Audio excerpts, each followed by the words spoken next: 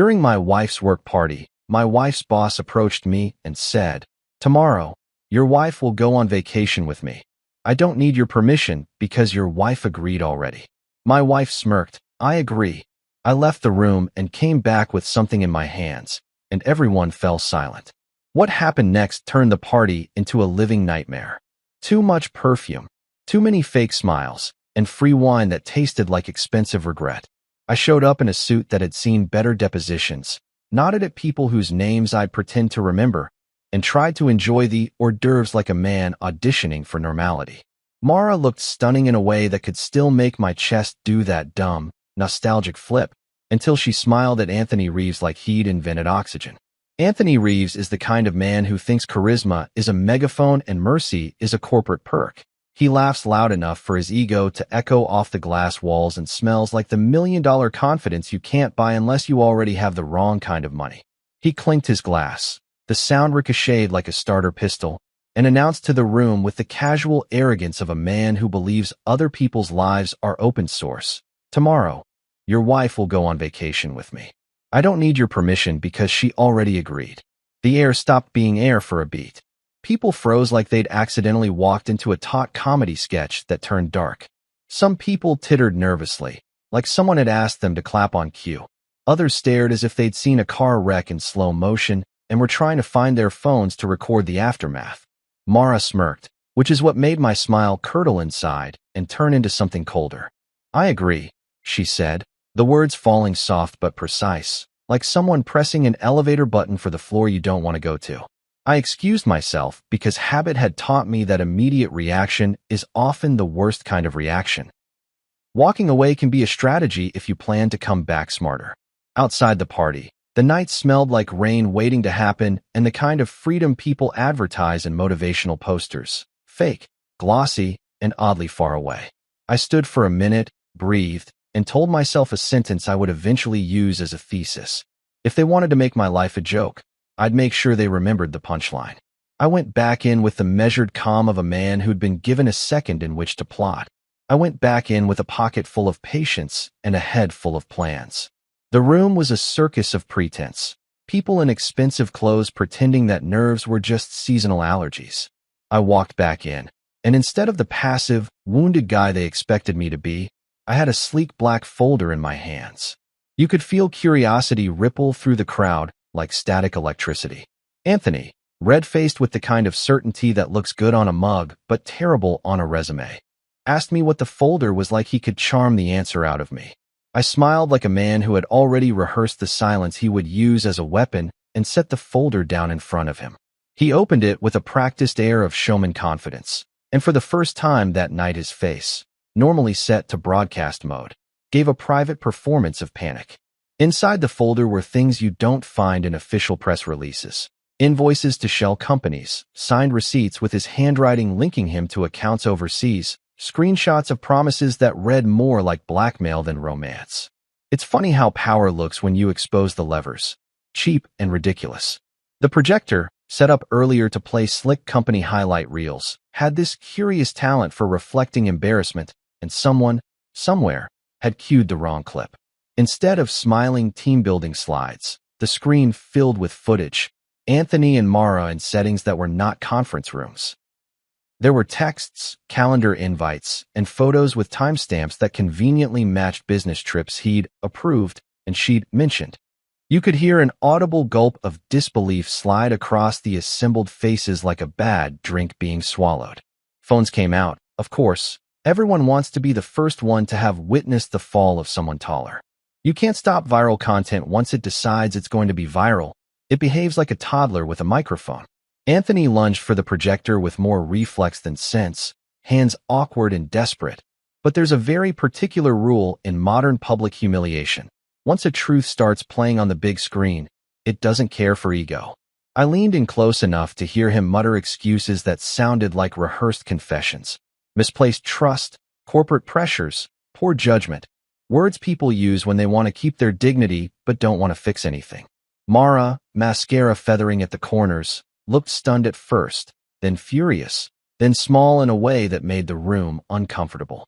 Some people clutched their napkins like rosaries, as if faith could save reputation. A few whispered, "Oh my God, the preferred modern liturgy." Someone called for security, because when you're on the losing end of a power play, you always want someone with an ID badge to fix your mess. Meanwhile, I felt no urge to dramatize my victory. This wasn't revenge porn. This was a curated demonstration of consequence, and consequence is quieter than people expect. I had done the boring, annoying work that doesn't look good on Instagram. Hidden accounts traced, messages archived, a friend in IT who owed me more than a favor and mirrored server logs like a saint. I'd watched patterns, stitched together receipts, and turned gossip into something a judge could appreciate. The board, who'd been clapping earlier at Anthony's so-called vision, now had their phones out, not to applaud, but to call for a board meeting and possibly legal counsel. People who pretended to be loyal left the room faster than free food at the end of a conference. Anthony's career deflated in stages. First, disbelief, then rage, then the kind of pleading a reserve for toddlers and bad-forgotten pets. Mara tried to follow me out, mascara tracks marking the trail of someone who understood too late how thin apologies are in public. "Jonah, please," she said, the name sounding small, like a note someone squeezed through a slot. I handed her an envelope instead of a hug. Inside were papers I'd had drafted by a weary lawyer friend. Separation terms, logistics, a line so clear it looked like a horizon. No reconciliation. "You made your choice public," I told her, and it was true. There was no restoring privacy after this kind of exposure. People would later call me ruthless. Some would call me a legend. My favorite was when some intern tweeted a joke that went semi-viral calling me the guy who turned HR into TMZ. Months later, Anthony would lose his job, his house, and the myths he'd told himself were real. Mara would leave the city like a stain being removed from a shirt, visible from a distance, gone up close. I walked home that night with nothing but a calmer heartbeat and the peculiar, quiet glow of someone who had learned that silence isn't always surrender. Sometimes it's the sound of your plan loading. Before my life turned into a public service announcement about betrayal, Mara and I actually had something good, or at least, I thought we did. You know that early phase of love when you're dumb enough to think laughter can pay bills and kisses can fix credit scores? That was us. She was working 2 jobs when I met her. One at a coffee shop, another at a clothing store that smelled like teenage insecurity and cheap perfume. I'd stop by both just to see her. At the coffee shop, she'd hand me lattes with hearts drawn in the foam like she invented love itself. At the clothing store, she'd roll her eyes at entitled customers while whispering, "If I ever get rich, I'm buying this whole place just to fire everyone." It was ambition wrapped in eyeliner, and I was hooked. Mara was all sharp edges and soft laughs. She wasn't just beautiful, she was magnetic. When she talked, you listened. When she smiled, you forgot the rent was due. I was working as a junior project analyst back then, translation, human spreadsheet. My biggest expense was pretending to have hobbies. But when I saw her struggling with her car one evening, hood up, frustration written all over her face, I pulled over like some broke superhero. I didn't even know how to fix it. I just wanted to look useful. 20 minutes, 3 YouTube tutorials, and 1 burnt finger later, the engine started. She called me her miracle worker. I called her the reason I stopped caring that my shirt smelled like engine grease. That's how it started. Simple, messy, kind of perfect. We dated through late-night study sessions, cheap diners, and moments that felt cinematic in the we can't afford real movies kind of way. When she got into grad school, she cried and said she couldn't do it without me. I believed her. I paid her tuition in installments that my wallet still sends me hate mail about. I bought her books, helped her study, and learned that supporting someone's dreams sometimes means watching your own fade quietly in the background. But I didn't mind. I thought that's what love was, equal parts sacrifice and optimism. We got married after she graduated. It wasn't fancy, just a courthouse wedding, her in a cream dress, me in a borrowed suit. Our vows were simple. She promised never to let ambition change her, and I promised to always believe in her. Yeah, irony aged that one like milk. The early years were good. We built a life with mismatched furniture and a lot of laughter. We celebrated promotions with takeout and anniversaries with coupons. We were a team, or so I thought.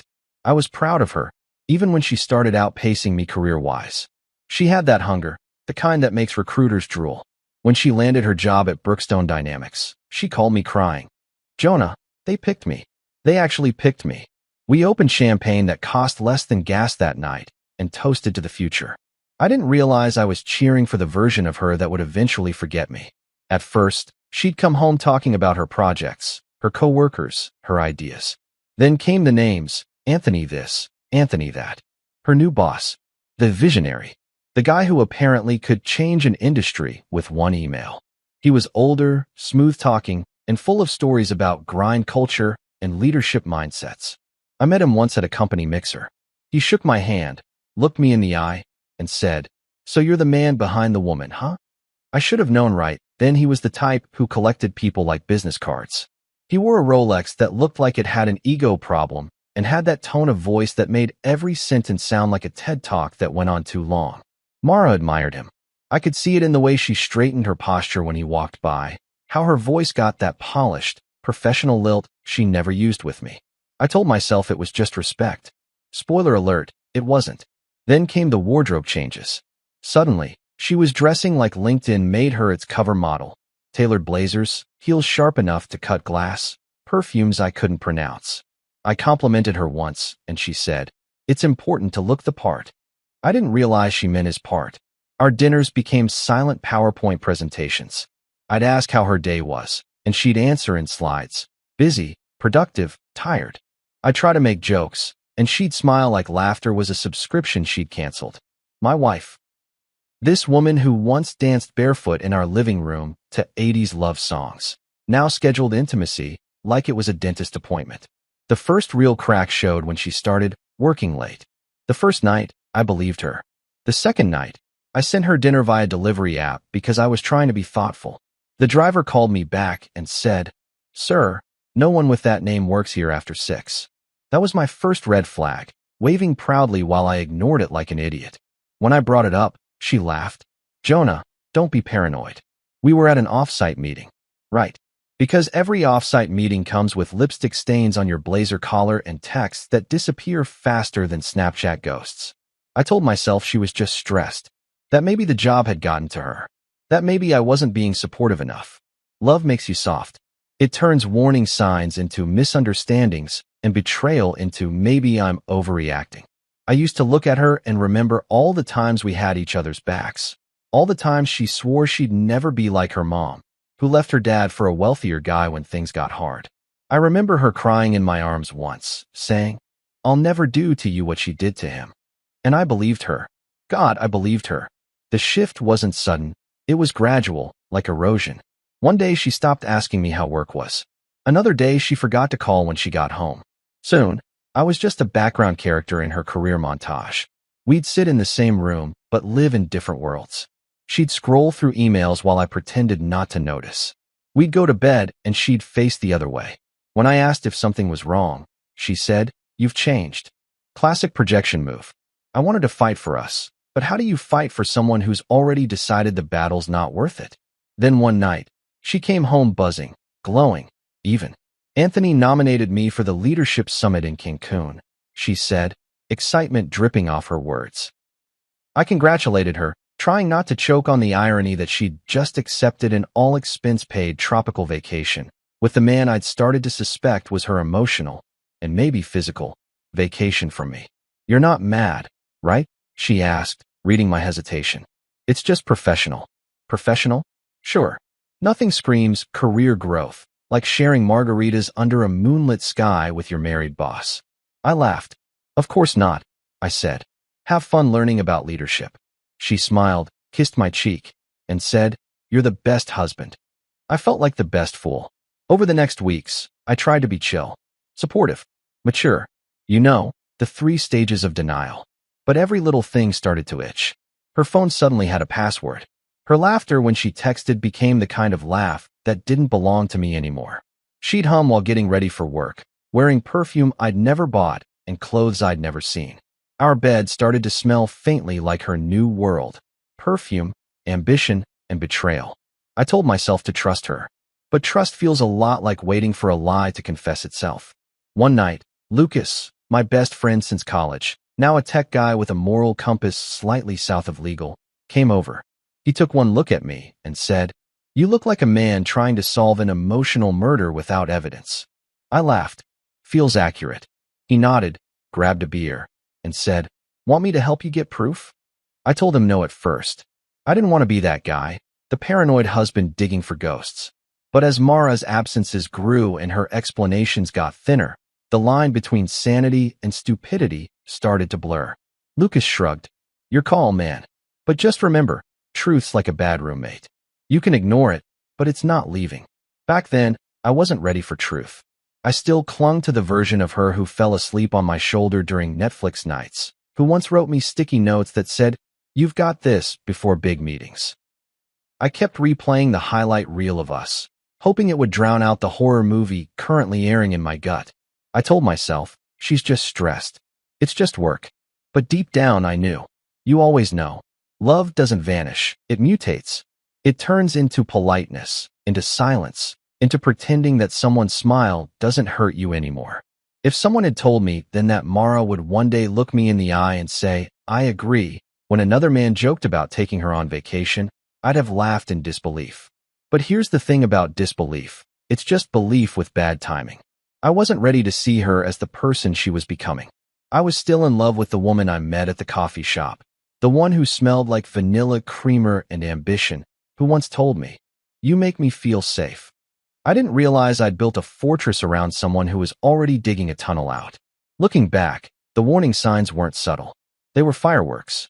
But I was too busy covering my ears, pretending the noise was music. Maybe love makes fools of us all. Or maybe it just hands you the rope and lets you tie your own noose. Either way, that's when I learned something that would guide every decision after. Love without respect isn't love, it's worship. And worship always ends with a fall. That night, after she went to bed, I sat on the couch with the lights off, scrolling through old photos on my phone. Our wedding, our road trips, her graduation. I stared at her smile and thought, "Where did you go?" But the truth is, she didn't disappear overnight. She just stopped coming home emotionally long before she stopped coming home physically. I just didn't notice until it was too late. The slow unraveling disguised as success. Mara was moving up, and I was watching from the sidelines, clapping like an idiot at my own replacement. You know how people say hindsight is 20/20? Yeah, mine came with surround sound and a strong smell of betrayal in designer perfume. Looking back, the signs weren't subtle. They were basically waving neon lights and yelling, "Hey Jonah, you're married to a walking red flag." But love makes you allergic to logic. It starts small: missed dinners, new passwords, more time at the office. At first, I didn't question it. I mean, Mara had always been ambitious, driven, laser-focused on success. That was part of what I loved about her. But lately, her drive came with accessories, new handbags, new perfume, and new lies that even a soap opera would reject for being too dramatic.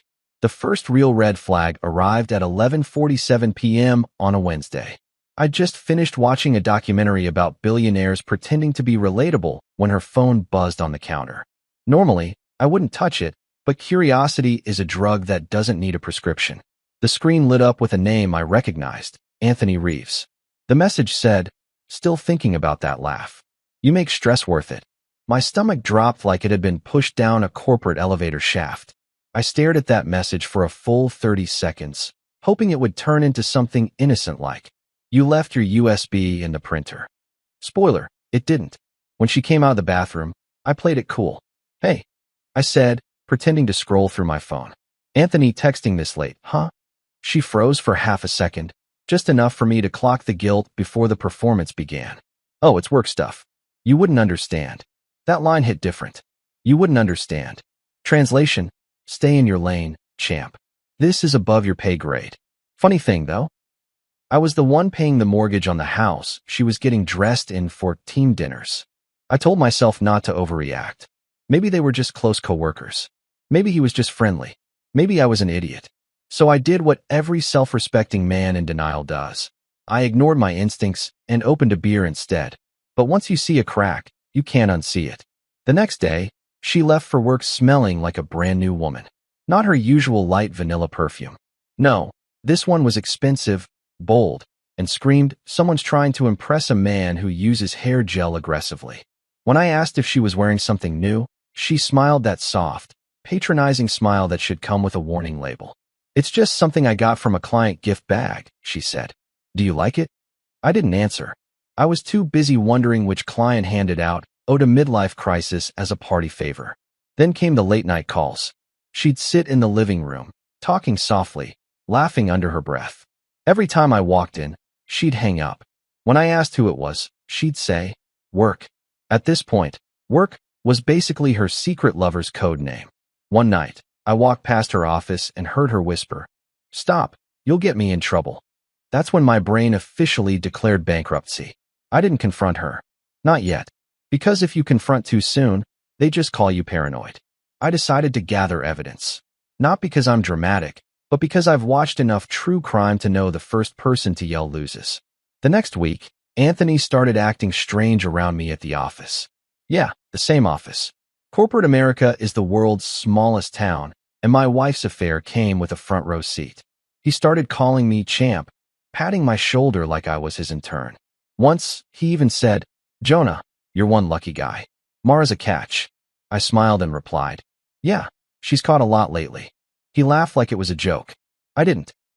He had that confident swagger of a man who'd never been told no, the kind of guy who'd hit on a married woman and then justify it with a TED Talk about chemistry. One afternoon, I dropped by his office to drop off a report. The door was locked, which was weird because Anthony loved being accessible to compliments, to gossip, to women who didn't belong to him. I knocked, and after a few awkward seconds, he opened it halfway. His tie was loose, hair slightly messy. Behind him, on the couch, was Mara's purse. "Oh," he said, smiling like a man who just got caught cheating on Monopoly rules. "She just stopped by for a quick chat." A quick chat? Sure, because all quick chats involve a locked door and a couch that looks like it's been through emotional warfare. I handed him the report and left before I said something that would end with HR getting involved and me trending on LinkedIn for the wrong reasons. That night, Mara came home acting like she was auditioning for Best Wife in Denial. She made dinner, laughed at my jokes, even suggested we go out that weekend. It would have been sweet if it didn't feel like a cover-up. I went to kiss her, but her perfume hit me like a flashback. The same one from earlier. I asked, "You wear that perfume for work too?" She froze again, half a second, just like before. "It makes me feel confident," she said. I nodded. "Yeah, I bet it does." She didn't catch the sarcasm. She never did. By this point, my gut was practically holding a protest. Every instinct screamed that something was off. Still, I didn't have proof. And in marriage, proof is currency. Without it, you're just the jealous husband in a story she'll retell to her friends over wine. So I stayed calm. On the outside, at least. On the inside, my brain was an active crime scene. I started paying attention to details. The way she'd smile at her phone. The way she'd text and tilt the screen away. The way she suddenly had to travel for work every other week. She said it was for client meetings in Chicago. I checked her mileage app. It never logged the trips. Turns out, the only client she was visiting was about 20 minutes from our house, with a rooftop condo and a poor sense of boundaries. I confided in my buddy Lucas, the same tech genius with the moral flexibility of a raccoon. "You're getting played, bro," he said while shoveling chips into his mouth. "You want me to clone her phone?" I sighed. "That's illegal." He shrugged. "So is betrayal." The man had a point. I told him no at first. But later that night, when Mara's phone buzzed again at midnight and she smiled in her sleep, I reconsidered my stance on morality. By morning, I had Lucas on speed dial. Meanwhile, Anthony's behavior reached new levels of someone's about to get slapped. During a team lunch, he actually winked at Mara across the table. Not the friendly kind of wink. The kind that says, "We've broken several HR laws together." My fork stopped midair. The room felt heavy with unspoken gossip. I excused myself before I threw something that would get me arrested. As I walked past the restroom, I heard two coworkers whispering. "You think his wife and Anthony?" one said. The other replied, "Please, everyone knows." That was the punchline of my life. The only person who didn't know was the guy paying for her phone plan. That night, Mara came home late again, smelling like champagne and guilt. "Big client dinner," she said. "It went amazing." I looked at her heels, scuffed, not from walking, but from being tangled. I didn't ask. I just smiled, poured myself a drink, and said, "Glad you're winning, babe." She kissed my cheek. then went to shower. I sat on the couch, swirling the glass, watching the bubbles disappear. That's when it hit me. Love had turned into performance art. She was acting. I was pretending. And we both deserved Oscars for the way we faked normal.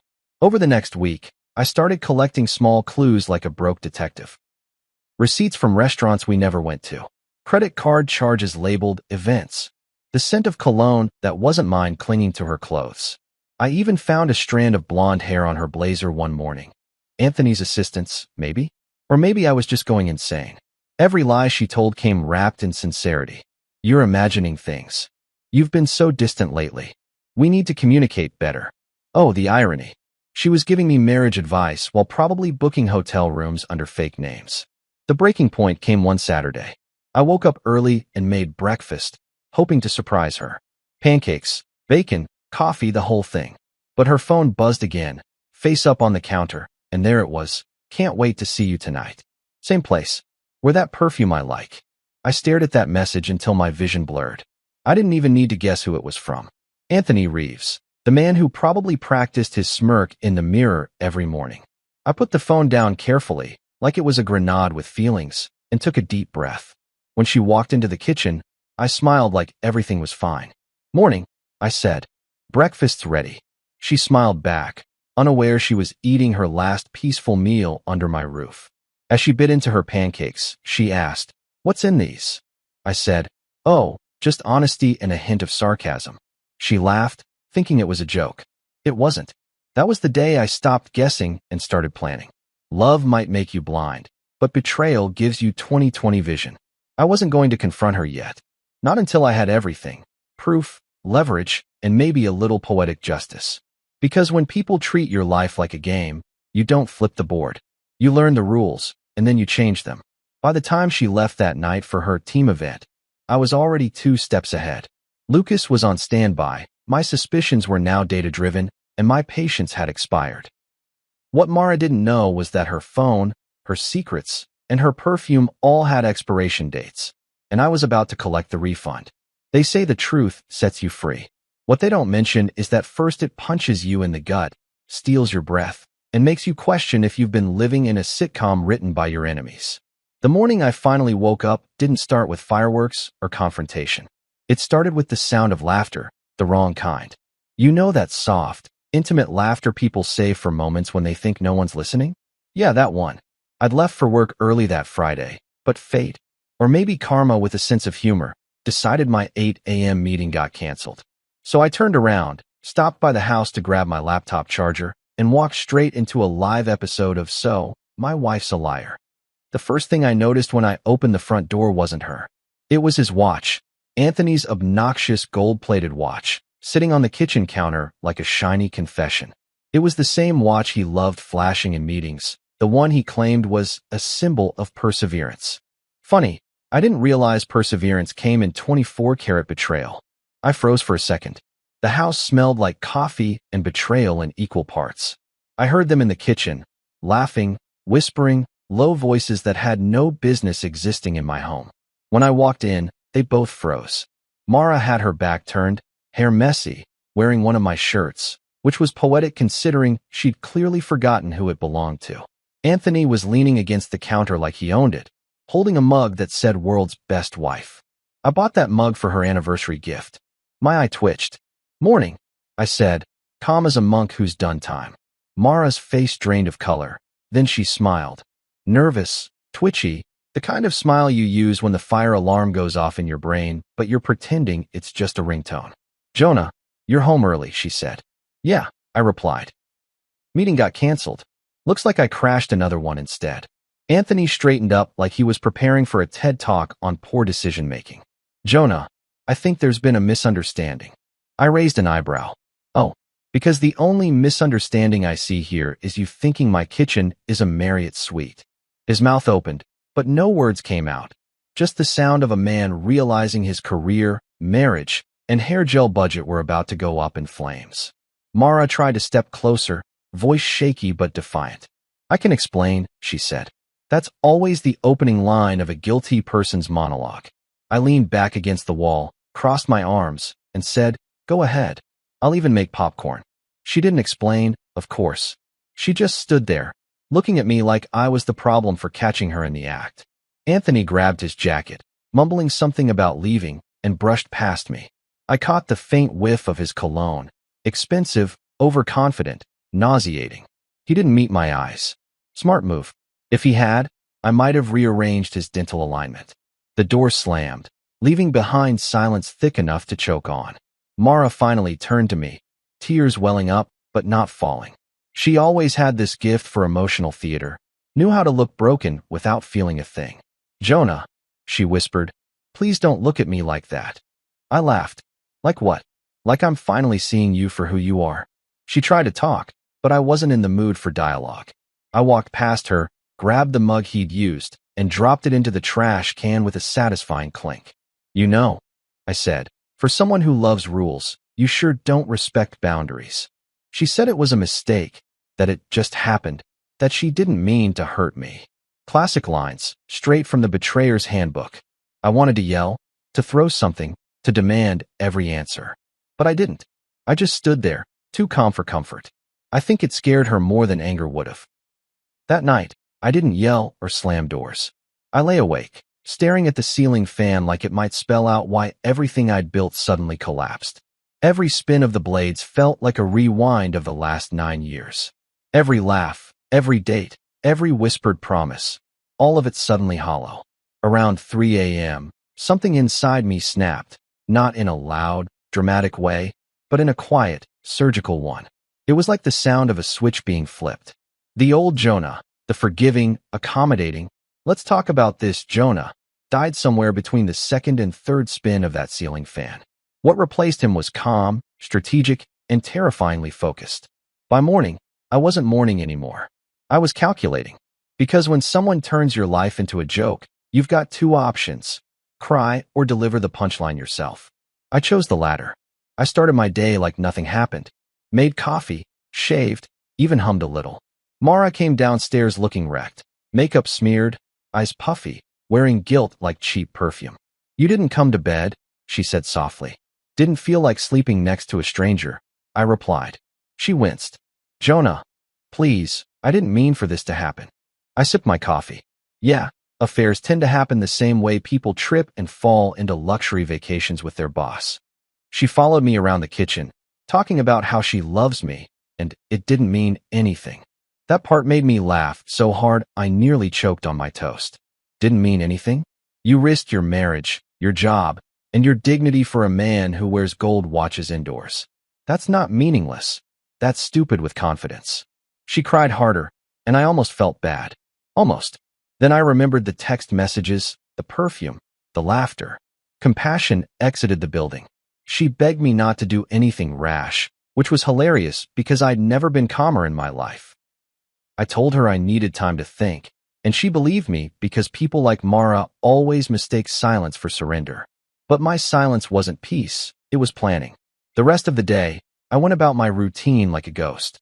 I went to work, smiled at coworkers, pretended everything was fine. Inside, I was building a strategy. I wasn't going to let rage make me sloppy. No, I was going to let logic make me lethal. That evening, I met up with Lucas at our favorite dive bar, the Rusty Tap, the kind of place that smelled like regret and fried wings. He took one look at me and said, "You've got that someone's about to regret messing with me look." I told him what happened.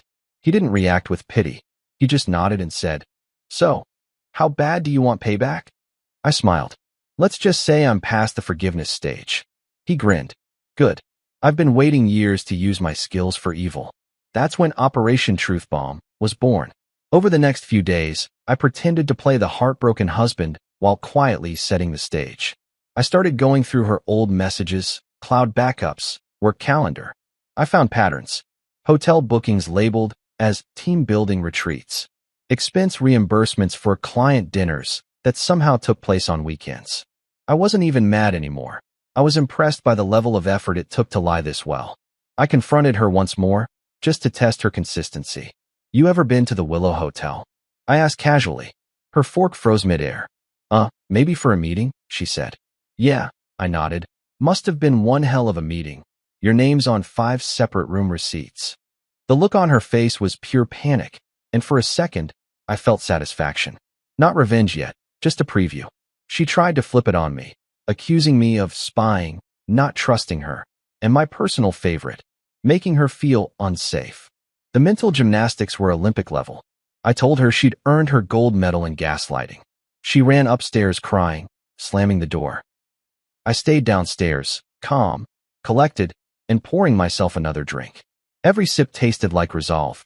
That night, I slept on the couch, phone in hand, planning my next move. I wasn't leaving the house, not yet. I wanted her comfortable, unsuspecting, thinking she still had control. People reveal more when they think they've already won. By Sunday, she was back to her routine, texting, dressing up, working late. I kissed her on the cheek before she left and said, "Don't work too hard." She smiled, clueless, and drove away in the car I paid for, heading straight toward her downfall. After she left, I called Lucas. "It's time," I said. He didn't even ask what I meant. "You want the cameras or the phone clone first?" he asked. "Both," I said, and I want it done right. Because if I was going to expose them, I wasn't going to do it with petty rumors. I was going to do it with receipts so clean the FBI would slow clap. As I sat in that quiet house, surrounded by the ghosts of a marriage I no longer recognized, something surprising happened. I didn't feel broken. I felt awake. The kind of awake that makes you notice details you used to overlook. The chipped corner on the counter she swore she'd fix. The framed photo from our honeymoon, where she smiled at the camera, but her eyes were already somewhere else. The faint smell of Anthony's cologne lingering like a bad memory. For the first time, I saw everything clearly. Love hadn't blinded me. It had tranquilized me. And I was finally sober. By the time she got home that night, I was ready. I smiled, asked about her day, played the part of the clueless husband. She talked about networking opportunities and big projects coming up. I nodded, poured her a glass of wine, and said, "You deserve it." She smiled, probably thinking she'd won me over again. But what she didn't know was that she was drinking to her own finale. That was the night I stopped being her husband and started being her reckoning. I wasn't angry anymore. I was patient. And patience, when fueled by betrayal, is the most dangerous weapon on earth. You ever realize how betrayal turns you into a tech genius overnight? Because before all this, I couldn't even sync my phone with Bluetooth without threatening to throw it into traffic. But when your wife's sleeping with her boss, suddenly you're hacking into cloud backups like you've got a degree from the CIA's YouTube division. That's how my transformation began, from heartbroken husband to undercover IT operative. The mission? Exposed two idiots with power issues. The codename? Operation Karma, in HD. Step 1 was simple, surveillance. Lucas, my partner in crime, or, as he calls himself, a freelance justice technician, showed up that Sunday morning with a duffel bag full of gadgets that probably violated 6 privacy laws. "This," he said, holding up a pen with a lens, "is 1080p with sound. It'll catch everything."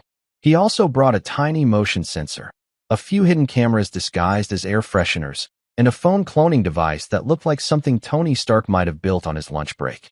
"We're not just catching her," he said. "We're catching her professionally." I stared at the pile like a man about to commit emotional espionage. "You sure this is legal?" I asked. Lucas grinned. "Legal? No. Satisfying. Absolutely." That was good enough for me. We installed the first camera in the living room, angled perfectly at the couch, the same one she used for her conference calls. The second one went in the kitchen, because apparently infidelity likes to marinate next to the coffee maker. The third was subtle, a tiny button camera near the bookshelf in her office. I figured if she wanted to keep secrets, I'd keep receipts. Then came her phone. Lucas cloned it in minutes, syncing every message, call, and note straight to a hidden app on mine. The moment it buzzed with a new notification, my stomach buzzed with caffeine and dread. The first few messages were boring, work chatter, calendar invites, a grocery list. Then came the good stuff. "You looked stunning today. I can't stop thinking about last night. Same place next week?" And just like that, I became a witness to my own humiliation in real time. Funny thing about reading texts like that, you'd think it would destroy you. And yeah, it hurt, but mostly it made me numb. It's hard to feel pain when you're too busy planning payback. I screenshotted everything. Dates, times, messages. I even started categorizing them like I was building a betrayal database. January 12th, hotel meetup. January 26th, lunch, meeting. By the end of the week, I had a digital scrapbook of infidelity that could make a divorce lawyer cry tears of joy.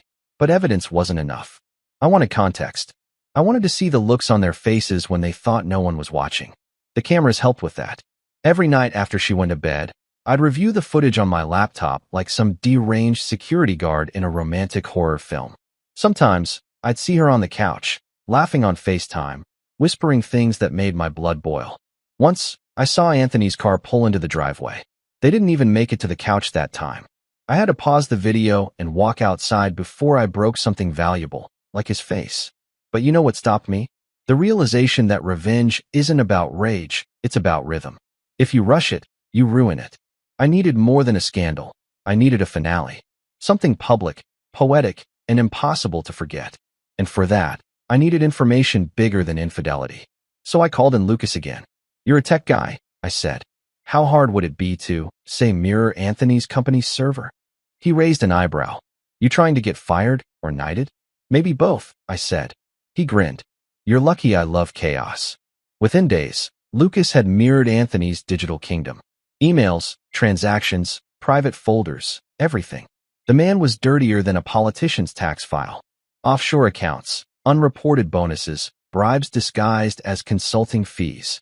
He was using company funds for personal travel, including the business trips with my wife. Each document felt like a new level in the video game of justice. "Dude," Lucas said, scrolling through an encrypted folder. "This guy's practically writing his own indictment." "Good," I said. "Let's make it a bestseller." For weeks, I played it cool, smiled in meetings, sent Mara good morning texts, kissed her on the forehead before she left for work. All the while, I was archiving her downfall. Every time she looked at me with that fake innocence, I had to fight the urge to laugh. She thought she was manipulating me. She didn't realize she was auditioning for the lead role in her own public meltdown. Then one evening, while reviewing new footage, I caught something unexpected. Not Anthony this time, but Mara alone, sitting on the couch, staring at her phone, crying. For a split second, it threw me off. I'd gotten so used to seeing her as the villain that I forgot she was human. She muttered to herself, "What have I done?" Part of me wanted to believe she felt guilty. The other part knew guilt wasn't the same as regret. It was just fear of getting caught. And trust me, getting caught was coming. The next day, I decided to test her loyalty, or what was left of it. Over breakfast, I said casually, "I might get transferred out of state for work." She blinked, trying to hide relief. "Oh, really?" she said, tone way too bright for someone hearing their husband might leave. "Yeah," I replied. "Maybe New York. Maybe Chicago. Depends on what opens up." She smiled, actually smiled, and said, "That could be good for you." That was it. No hesitation. No, "I'll miss you." No, "What about us?" Just an invisible shove toward the door. That's when I knew she was done pretending. That night, I texted Lucas, "We're moving to Phase 3. Phase 3 was what I called the insurance plan. It wasn't just about revenge anymore. It was about protection. I started meeting with a divorce attorney, a calm, sharp woman named Sharon Wells who handled high-profile breakups with surgical precision. When I showed her the evidence, she looked at me like she'd just seen a Picasso painting of destruction. "Jonah," she said, flipping through screenshots, "this isn't a case. It's an exhibit." She explained how we'd freeze assets, file quietly, and let the storm hit them before they even knew the forecast. "By the time they realize what's happening," she said, "you'll already be in the clear." I liked her immediately. Meanwhile, at home, Mara was still performing her version of domestic bliss. Cooking dinners, asking about my day, even suggesting a weekend getaway. I smiled and nodded, all while knowing I'd soon be the one taking a trip away from her entire illusion. I even started journaling, which sounds lame until you realize writing "Don't punch Anthony in the throat 10 times a day" is cheaper than therapy. Then came the corporate party invitation. Annual celebration, it said, in gold cursive font. Anthony's company was throwing a rooftop event for employees and their families. Translation, an ego parade with free drinks. Mara couldn't stop gushing about it. "It's a huge deal," she said. "Anthony wants everyone there." I almost laughed out loud. Of course he did. What better place for a man who loves the spotlight to light himself on fire? That's when I knew the party would be the stage for my finale. I spent the next few days tightening every screw in my plan. Lucas helped me set up encrypted backups of all files, emails, transactions, videos, everything. I gave copies to Sharon, another to a private cloud, and one on a sleek black folder I'd carry to the event itself. My props were ready. My performance rehearsed. The only thing left was the timing. Because if I'd learned anything from this mess, it's that revenge, like comedy, is all about timing. A day before the party, Mara came home early, humming to herself, twirling her hair like life was perfect. She hugged me from behind and said, "You've been quiet lately." I smiled, finishing my coffee. "Just tired," I said. "Long week." She kissed my cheek, oblivious to the fact that she was hugging her biggest mistake. She went upstairs, phone buzzing with another text from AR. I didn't even need to look. I knew what it said. Something charming, something gross, something that would age terribly once it hit the projector screen. That night, I couldn't sleep. Not because of anger, but because I was finally free of it. I realized I wasn't just taking revenge. I was reclaiming control. For months, I'd been living like a ghost, waiting, watching, surviving. But now I was writing the ending. And for once, it was mine. I poured myself a drink, sat by the window, and whispered, "Tomorrow, the show begins." In that moment, I almost felt bad for them. Almost. Because they had no idea what was coming. They thought they'd gotten away with it, that they'd fooled the world. But tomorrow night, under those fancy rooftop lights, they'd learn a valuable lesson about underestimating quiet men. And if Karma had a sense of humor, which I'm pretty sure she does, she'd be sitting front row, sipping wine, and clapping. If irony had a favorite playground, it would have been that rooftop. Nothing screams corporate loyalty like expensive champagne, fake laughter, and a skyline pretending to care about your life choices. The event was hosted by none other than Anthony Reeves, the man, the myth, the midlife crisis in designer shoes. He'd rented out the top floor of the Bluestone Hotel, complete with a live jazz band, overpriced catering, and waiters who looked like they regretted every career decision that led them there. It was supposed to be the company's annual celebration. To me, it was opening night for my favorite performance, Poetic Justice. Encrypted files uploaded, emails sent on delay, and a projector cue ready for my big moment. The rooftop was wired for disaster, and I had front row seats. The party started like all these pretentious soirees do, with bad speeches and people pretending to enjoy the CEO's jokes. The company's board members stood in a row, smiling like mannequins, while Anthony strutted across the stage like a motivational speaker on caffeine. "Tonight," he declared, "we celebrate loyalty, hard work, and integrity." The irony was so thick you could spread it on toast. I took a slow sip of my drink, trying not to choke on the hypocrisy. Beside me, Mara clapped, her perfect nails glinting under the lights, probably unaware that this was her last public applause. Anthony's speech was a masterpiece of nonsense. He thanked his incredible team, bragged about breaking records, and sprinkled in buzzwords like synergy and vision.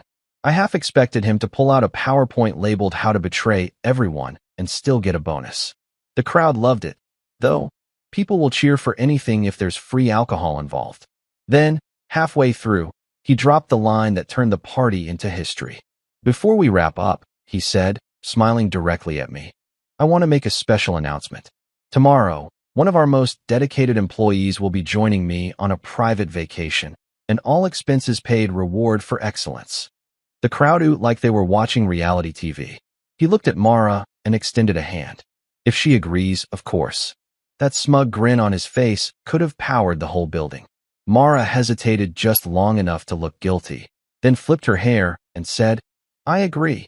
The crowd laughed, some out of awkwardness, others because they didn't know what else to do. And me? I didn't laugh. I just stood up slowly, straightened my jacket, and said, "Well, that's one way to announce a scandal." Every eye in the room turned to me. Mara froze, Anthony blinked, and the band stopped mid-note. The silence was delicious. I walked out without another word, leaving behind whispers that grew like wildfire. Was that his wife? Did he just— Oh my God! The city lights glared down as I crossed the rooftop's edge toward the stairwell, pretending to need air. Truth was, I was letting suspense marinate. The best reveals need silence before the storm. 5 minutes later, I came back, with my black folder tucked under my arm. The same folder that held Anthony's financial skeletons, love notes, and crimes wrapped in legalese. When I re-entered, the crowd was buzzing. Anthony tried to laugh it off, raising his glass like a man who thought confidence could erase evidence. "Folks, let's not make drama where there isn't any. It's just a joke," he said. "We're all family here." "Then you won't mind opening this in front of your family," I said, placing the folder on the table in front of him. The room fell quiet again. He stared at it, confused, and I gestured politely. "Go ahead, boss. You like making announcements, right? Here's one you missed." He opened it. The moment his eyes hit the documents, I saw it, the flicker of panic. His smirk collapsed. His fingers trembled slightly as he flipped through page after page of bank statements, falsified invoices, and wire transfers to accounts in the Cayman Islands. A couple of board members leaned forward to read. One of them muttered, "Is this real?" "Oh, it's real," I said. "And just in case anyone doubts it, those same files have been sent to the board and federal investigators. I thought I'd help speed up tomorrow's headlines."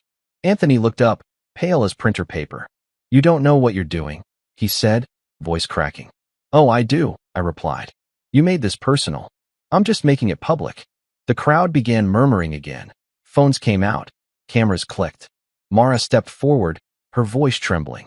"Jonah, what is this?" "Your career in flames," I said. "Buckle up." She turned toward Anthony, whispering, "Tell me this isn't true." He didn't answer. She looked back at me, realizing for the first time that maybe she wasn't the smartest person in the room. Someone from the board grabbed Anthony's arm, whispering furiously. Another one started dialing on his phone. The band tried to restart the music, probably hoping sound could drown chaos. It couldn't. Anthony stammered, "You have no proof of personal misconduct." I raised an eyebrow. "Oh, you mean this?" I motioned to the projector, which flickered to life behind him.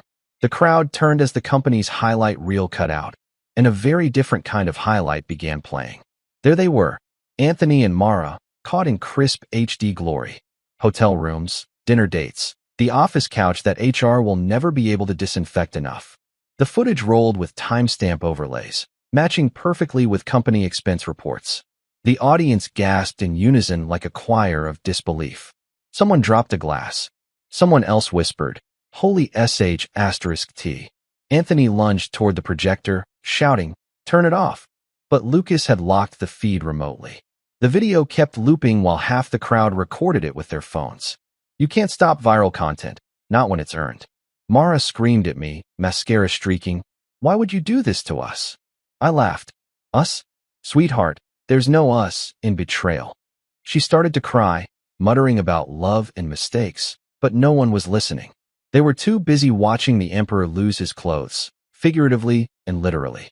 Anthony's PR manager fainted. His assistant ran to call security.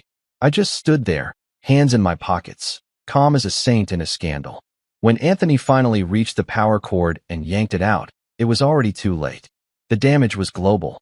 I'd sent the same footage to the company's official social media account 15 minutes earlier on a scheduled post. By now, the internet had receipts. Security showed up, but they didn't know who to escort out. Anthony for fraud, Mara for humiliation, or me for grand entertainment. The board president stepped forward, shaking his head. "Anthony," he said, "we'll be in touch. Don't leave town." Translation, "Your career's over, and we'll take it from here." Anthony glared at me, jaw tight, but all that arrogance had melted. "You think you've won?" he hissed. I smiled. "Oh, I don't think I know." Then I turned to the crowd. "You wanted a show about loyalty? Well, you just got the finale." I started to walk out again, ignoring Mara's sobs and the whispers following behind. The elevator ride down felt like an exorcism. As the doors closed, I caught a glimpse of her, kneeling on the floor in her red dress, surrounded by people filming, her life collapsing in real time. For a split second, I almost felt pity. But pity's a luxury for the innocent, and she'd spent hers on hotel reservations. When I reached the lobby, Lucas was waiting outside, leaning against his car with a grin. "So," he said, "how'd the circus go?" I handed him the now empty folder. "Standing ovation," I said. He laughed. "Man, you are terrifyingly calm." "That's the secret," I replied. "They never see calm coming." We drove off, the city lights fading behind us, and I finally exhaled for the first time in months. The music from the rooftop still echoed faintly through the air, jazz mixed with chaos. As we hit the highway, Lucas looked at me and said, "You realize you just made enemies with people who own private jets, right?" I nodded. "Yeah, but they don't own the truth." "I do." We laughed, the kind of laugh that comes after victory and exhaustion shake hands.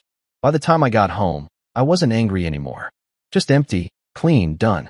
The house was quiet, peaceful in a way it hadn't been in years. I poured a drink, toasted the silence, and whispered, "To endings." Because that night wasn't just about revenge. It was about balance. And for the first time in a long time, everything felt balanced. You know that calm moment right before a storm, when the air feels too still, and even nature pauses like it's holding its breath? That was the rooftop right after I walked back in with the black folder. The jazz band had stopped pretending to care, the waiters froze mid-pour, and the crowd, hundreds of expensively dressed hypocrites, watched like I'd brought a live grenade to a baby shower. In a way, I had. That folder wasn't just paper. It was the collected karma of two people who'd spent months rehearsing deceit like a Broadway number. And tonight, I was the director calling for their final bow. I could feel their eyes. Mara's confused, Anthony's wary, everyone else is hungry for drama, because nothing spices up a corporate event like a potential scandal. I placed the folder on the nearest table, right in front of Anthony.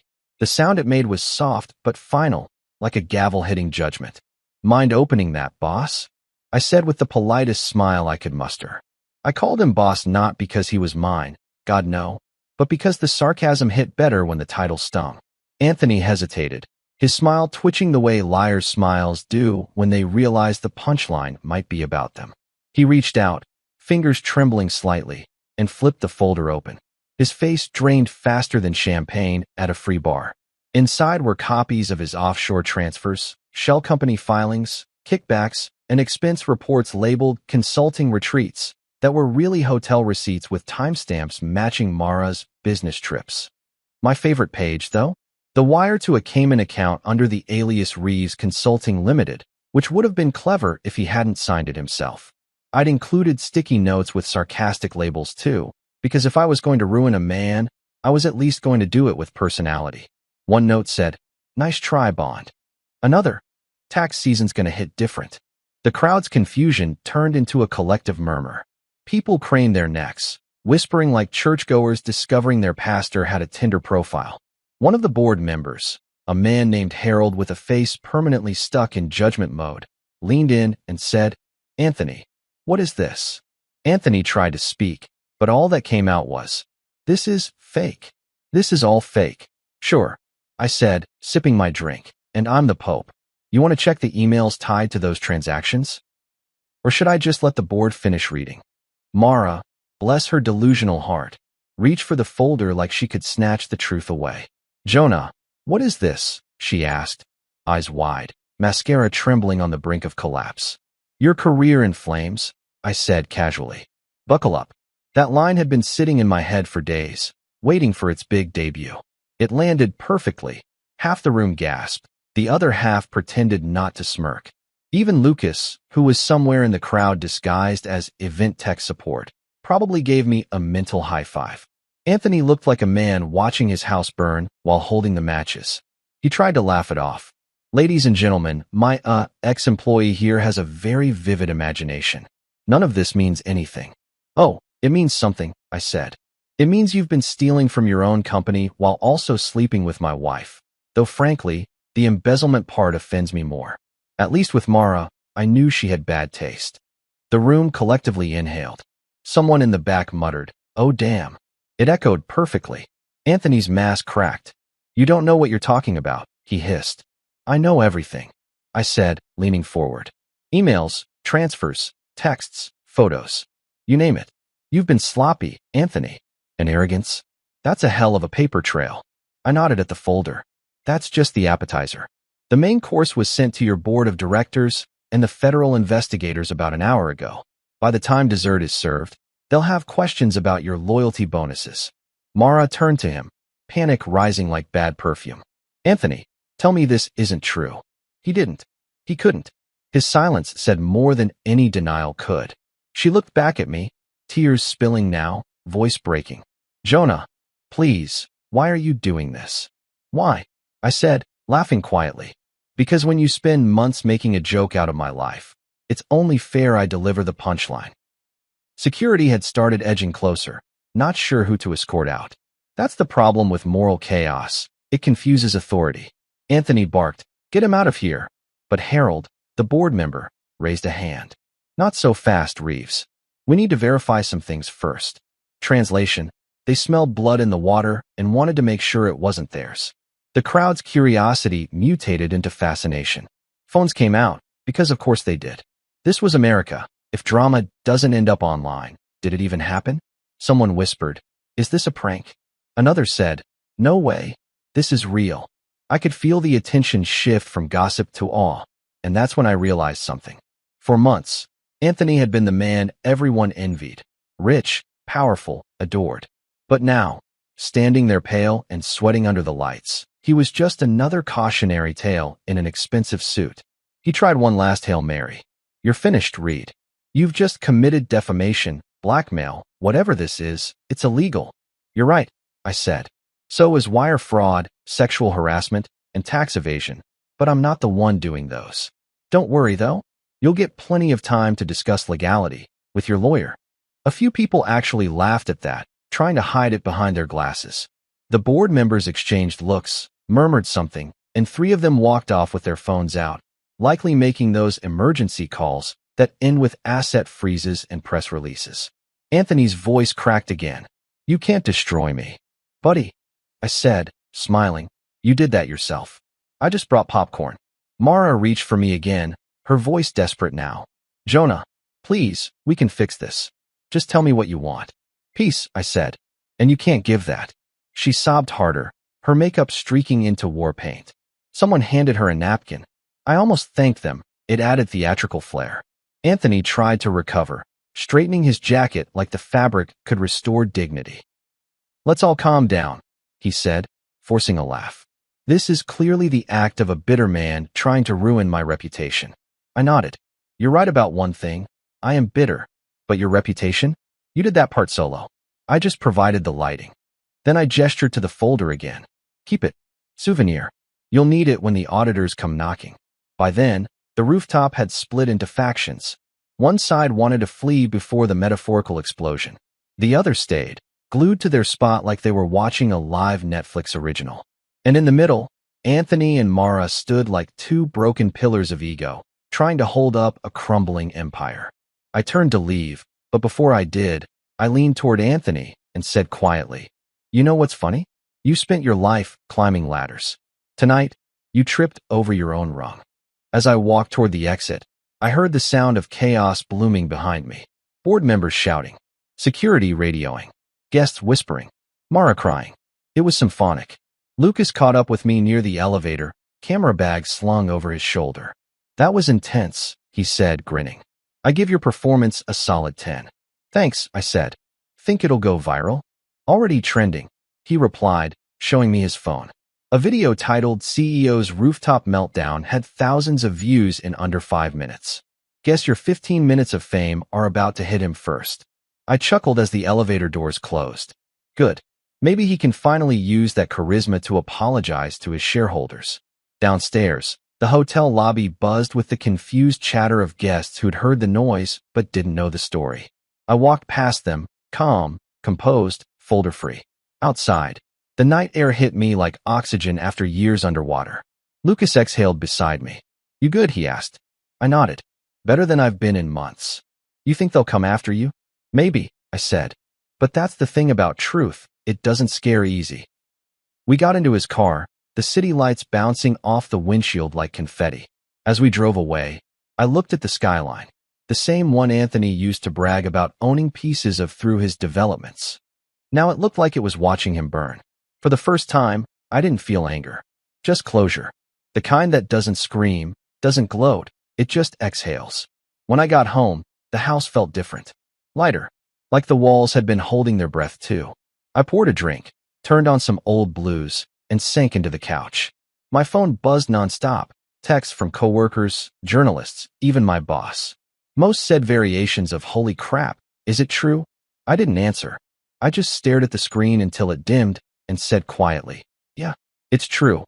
A few hours later, an email notification popped up from an unknown sender. The subject line, "You win." I opened it. It was Anthony. The message was short, "Enjoy your moment. It won't last." I laughed. "Buddy," I said to the screen, "I don't need it to last. I just need you to remember it." I turned off my phone, finished my drink, and leaned back. The folder of doom had done its job. And the best part? I didn't have to lift another finger. The rest would unravel on its own. Because truth, once released, doesn't need maintenance.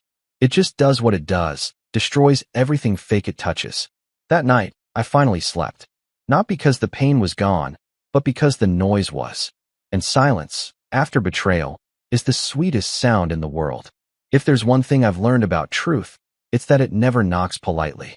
It kicks the damn door in, uninvited, wearing muddy boots, and makes itself comfortable in front of everyone who thought they were safe.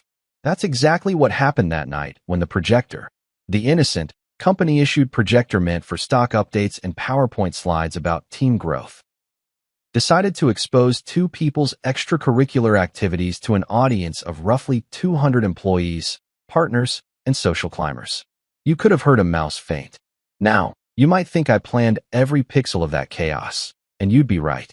Lucas and I had spent 2 nights straight making sure the files were lined up, the timing perfect, and the projector synced to autoplay. All I had to do was wait for Anthony to open his big mouth about loyalty. He loved that word, mostly because he didn't understand it. And when he gave that smug grin and said, "Let's raise a glass to loyalty," I swear even God leaned over a cloud somewhere and said, "All right, Jonah, your move." I didn't move at first. I just stood there, swirling my drink, letting him soak in his own confidence for another second. Because confidence before collapse? That's art. Then I walked to the back, gave Lucas a subtle nod, and the projector flickered. It was supposed to show quarterly highlights, revenue charts, smiling employees, all that jazz. Instead, it froze, glitched once, then switched to a video file labeled highlights and for final.mp4. I'll never forget the sound that followed. It was this collective gasp, a single, long inhale that sucked the life out of the room. On screen, there they were. Anthony and Mara, tangled up in hotel beds, kissing in conference rooms, whispering things that should have stayed between lies.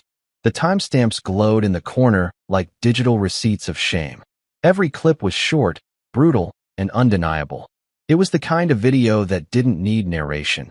Just let the evidence speak while you sip your drink and wait for the world to implode. Anthony's face went from tan to ghostly white faster than I've ever seen a human change color. "Turn it off," he barked, lunging toward the laptop. But Lucas had already locked it remotely. The system was password protected under one phrase: "Checkmate, buddy." He yanked cables, cursed, even shouted for security, but by then, half the guests already had their phones out. You can't stop viral content. It spreads faster than guilt. Within 30 seconds, people were whispering, recording, live tweeting. I overheard one intern whisper, "Oh my God, this is better than Netflix." Mara froze. Her hand went to her mouth, eyes wide, like she'd just woken up from a dream only to realize it was actually her life falling apart. "Jonah," she gasped, turning toward me. "Why would you do this to us?" I laughed, a quiet, humorless laugh that still managed to echo through the silence. "Us? Sweetheart, there's no us in betrayal." That shut her up faster than the video ever could. Anthony tried again to pull the plug, but it was too late. I'd set it on a loop, 3 minutes of karma on repeat. The second time the footage rolled, people started reacting out loud. Gasps turned to whispers, whispers turned to muffled laughter, and soon enough, even the band in the corner decided to pack up quietly. One of the HR heads nearly fainted. The board members, oh, they looked like they'd just found out their company mascot was running an underground fight club. I leaned against a table, sipping my drink like a man watching fireworks he built himself. I didn't even need to speak anymore. The video was saying everything for me. Anthony spun toward me, pointing, rage bubbling beneath his humiliation. "You'll regret this," he spat. "You're finished, Jonah." "Finished," I said, raising an eyebrow. "Buddy, I just started the sequel to your downfall." Security arrived, 2 bulky guys in suits who clearly had no idea which rich person they were supposed to protect. Sir, one of them said to me, we're going to have to ask you to leave. Before I could answer, Harold, the board's oldest and crankiest member, stepped forward. No, he said, voice sharp. Let him stay? Mr. Reeves, however, should explain why company resources are funding his personal escapades. Boom.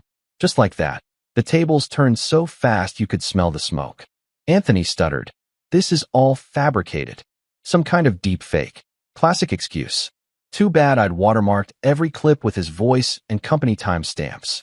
You sure? I asked, grinning. Because your watch says otherwise. Literally. The camera had caught his infamous gold watch flashing in nearly every frame. The same watch that was currently on his wrist. The crowd turned toward him, eyes like daggers. He tried to cover it, but that just made it worse. It's not what it looks like, he shouted. Oh, it's exactly what it looks like, I said. The whispers spread like wildfire. People recording. People texting their friends. You could practically hear the collective ping of scandal notifications lighting up across the city. Mara started crying. Loud, messy, the kind of sobbing that makes strangers uncomfortable. I used to hate seeing her cry. This time, I just felt tired. She reached for me, voice cracking. Please, Jonah, can we talk? I stepped back. We talked for 9 years. You just never listened. Anthony, cornered and furious, turned to her. You told me this was handled, he hissed. Handled? I laughed. Oh, buddy, she handled plenty, just not this. Someone in the crowd actually snorted. The tension broke for a second as awkward laughter bubbled up, and Anthony looked around, realizing the empire he'd built on charisma had turned into quicksand. Security, get these cameras off, he shouted, but even the guards were recording discreetly now. That's corporate America for you. No loyalty, just content opportunities. Meanwhile, the board members had started leaving in small clusters, each looking at their phones like stock prices were dropping. Spoiler, they were. Anthony's name was trending online within minutes. #RooftopReeves. I didn't plan the hashtag, but man, it was poetic. As he continued to panic, I decided to lean into the absurdity of it all. I poured myself another glass of champagne, raised it slightly, and said, Ladies and gentlemen, a toast to transparency. Half the room laughed. The other half filmed it. Mara covered her face, whispering, Stop this, please. I looked at her and said, You should have stopped this months ago. Anthony lunged toward me then, hand raised, eyes wild. Security finally found their purpose and held him back. You destroyed everything, he screamed. You did that all by yourself, I said calmly. I just pressed play. He cursed, shouted something about lawyers, but it didn't matter. The damage was irreversible. Once something's on the internet, it's immortal. I turned to leave. The rooftop lights shimmered behind me like they were clapping. As I passed Mara, she grabbed my arm, sobbing. Jonah, please. I love you. I stopped, looked at her tear-streaked face, and said softly, You love yourself. I just stopped being your audience. Then I walked away, leaving her crying and Anthony screaming as the crowd documented every humiliating second. The elevator ride down felt eternal, but in a good way. When the doors closed, I finally let out the laugh I'd been holding in. Not a manic one, but a real, honest laugh. The kind that comes from deep relief and a touch of disbelief that you actually pulled it off. Lucas texted as soon as I reached the lobby. Video files everywhere. Arson meltdown. FBI probably calling by breakfast. I replied, Perfect. Leave the projector plugged in. By the time I got outside, the city had already moved on. Taxis honked. People laughed. And the night carried on as if the biggest corporate implosion of the decade hadn't just unfolded 30 floors above. I stood there for a moment, breathing in the air, crisp and clean in a way betrayal never is. I wasn't angry anymore. Just done. Done being the nice guy. Done being the forgiving husband. Done pretending to be fine while my world burned quietly. I'd set the fire myself now, and it felt righteous. When I got home, the silence was loud. The kind of silence that doesn't feel empty, but earned. I poured myself a drink, turned on the TV, and every news channel was already playing clips from the rooftop. The ticker read, Corporate Scandal Rocks Brookstone Dynamics. Below it, CEO Reeves under investigation. I watched as talking heads speculated, reporters gasped, and analysts broke down stock losses like they were narrating a slow-motion car crash. It was beautiful.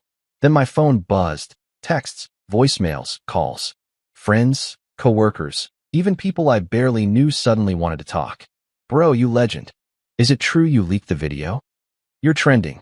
I ignored them all. I wasn't interested in fame. Just peace. And maybe the sweet sound of Anthony's career imploding in surround sound. At midnight, a single text came through from Mara. Please, can we talk tomorrow? I need you. I stared at it for a long time, then typed back. You needed me before. Now you just need damage control. Then I blocked her number. I sat there, drink in hand, watching the headlines flash, feeling something I hadn't felt in years, clarity. Justice doesn't always come with sirens or courtrooms. Sometimes it comes with a projector, a file labeled final, and a quiet man who decided to stop being the victim. As I finished my drink, I couldn't help but grin. The screen of sins had done its job, broadcasting karma in 1080p. Anthony would wake up tomorrow unemployed, indicted, and famous for all the wrong reasons. Mara would wake up alone, exposed, and finally realizing what it feels like to be on the receiving end of betrayal. Me? I'd wake up free. You know that weird calm after an explosion, when everything's still smoking, and you can't tell if the silence means it's over or something worse is about to start. That was my Monday morning. Except the explosion was Anthony Reeves' entire career, and the smoke was the public humiliation wafting through every news outlet in the city. If you typed his name into Google, the first suggestion was Anthony Reeves scandal. The second? Anthony Reeves pants. Apparently, someone had slowed down a frame from the video. Internet immortality, ladies and gentlemen. By 7 a.m., the world had moved faster than I ever could have planned. Brookstone Dynamics stock had plummeted. The board released a statement that sounded like it was written while someone was hyperventilating. Effective immediately, Anthony Reeves has been suspended pending an internal investigation. Translation: we threw him under the bus, but the wheels haven't even cooled yet. Employees were leaking internal emails. Reporters camped outside the office building like it was the Oscars for corporate downfall. And me? I was making pancakes. Because nothing pairs better with poetic justice than maple syrup. My phone was blowing up, calls, texts, notifications. People who hadn't spoken to me in years suddenly wanted to check in. My boss, Linda, left me a voicemail that started with, Jonah, I don't know whether to fire you or promote you, and ended with, call me when the media dies down. Lucas texted, he's trending #1 worldwide. FBI froze his accounts. You're a god. I replied, nah, just a guy with good timing. He sent back a gif of fireworks and the words, mission accomplished. He wasn't wrong. By mid-morning, every major outlet had picked up the story. One anchor said, in a shocking turn of events, corporate executive Anthony Reeves faces charges of fraud, embezzlement, and workplace misconduct. Shocking turn of events? Please. The only thing shocking was that it took this long for karma to clock in. They even played a short clip from the rooftop, carefully edited for broadcast, of course. Just enough for viewers to see the panic in his eyes before they cut to stock footage of skyscrapers and handshakes. And then there was Mara. Oh, Mara. Around noon, I heard her car pull up. I'd been expecting it, but hearing the sound still made my stomach twist. Not with longing, just irritation. She walked in with that face she used to wear after bad news. Soft eyes, trembling lip, mascara pretending to be remorse. She was clutching a small suitcase, probably filled with her essentials, which I guessed included guilt and denial. Jonah, she said, voice breaking, can we please talk? I didn't answer. I just kept flipping pancakes, letting the smell of butter and silence fill the kitchen. She tried again. I made a mistake. Which part? I asked finally. The affair, the lies, or the part where you played supporting actress in a federal investigation? She winced. You don't understand. I never meant for any of this. No. I cut in. You never thought any of this would catch up to you. Big difference. I plated a pancake and slid it onto her side of the counter. Eat. You'll need energy for all that apologizing. She shook her head. Jonah, please. I still love you. I laughed, an ugly sound even to my own ears. You love the version of me that believed you. That guy's gone. This one prefers reality. She sat down, tears rolling silently. You're so cold. Cold, I said, leaning on the counter. No, I'm just not burning anymore. You used up all the fire. That shut her up. For a few minutes. She just sat there, watching me like maybe she could rewind time with enough staring. Finally, she said, "He told me he loved me. He said he'd leave his wife." I snorted so hard I almost choked on coffee. Classic line. Did he also tell you he invented honesty? Her face crumpled, but I didn't stop. You gave up a marriage, a life, for a guy who practiced his charm in a mirror. And you thought you were different. Newsflash, everyone who cheats thinks they're special until the sequel hits. She whispered, "I was stupid." "Yep," I said, "but at least you're self-aware now." I opened a drawer and pulled out an envelope, divorce papers. I slid them across the counter. "You can sign these whenever you're ready. I've already had them notarized." She looked at it like it was a bomb. "You've been planning this?" "Since the moment you said, I can explain," and didn't. For the first time, she didn't argue. She just stared down at the papers. "You really hate me now." "No," I said quietly. "If I hated you, you'd still matter." "You don't." Her face broke, but I didn't look away. She eventually picked up the pen and signed. Her hand trembled like she was writing her own obituary. When she was done, she slid the papers back, stood up, and whispered, "I'm sorry." "No, you're sorry you got caught," I said. "But hey, I appreciate the effort." She grabbed her suitcase and walked toward the door. Before leaving, she paused and looked back one last time. "What happens now?" "Now," I said, smirking. "You start over. Maybe with therapy this time." "And me? I make more pancakes." The door clicked shut, and just like that, the house was quiet again. Peaceful. For the first time in years, the silence didn't feel lonely, it felt earned. The next few days were surreal. Anthony's downfall was everywhere.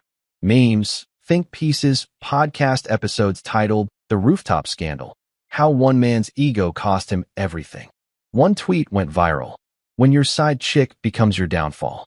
Hashtag rooftop reefs, hashtag instant karma. People online are cruel, but they're also creative. Someone even remixed his "Let's Raise a Glass to Loyalty" speech into a techno track. It slapped, not gonna lie. Then came the cherry on top. Anthony's wife, Claire Reeves, filed for divorce within 48 hours.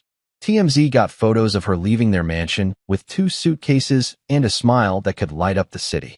One headline read, "Reeves left with nothing but regret and frozen assets."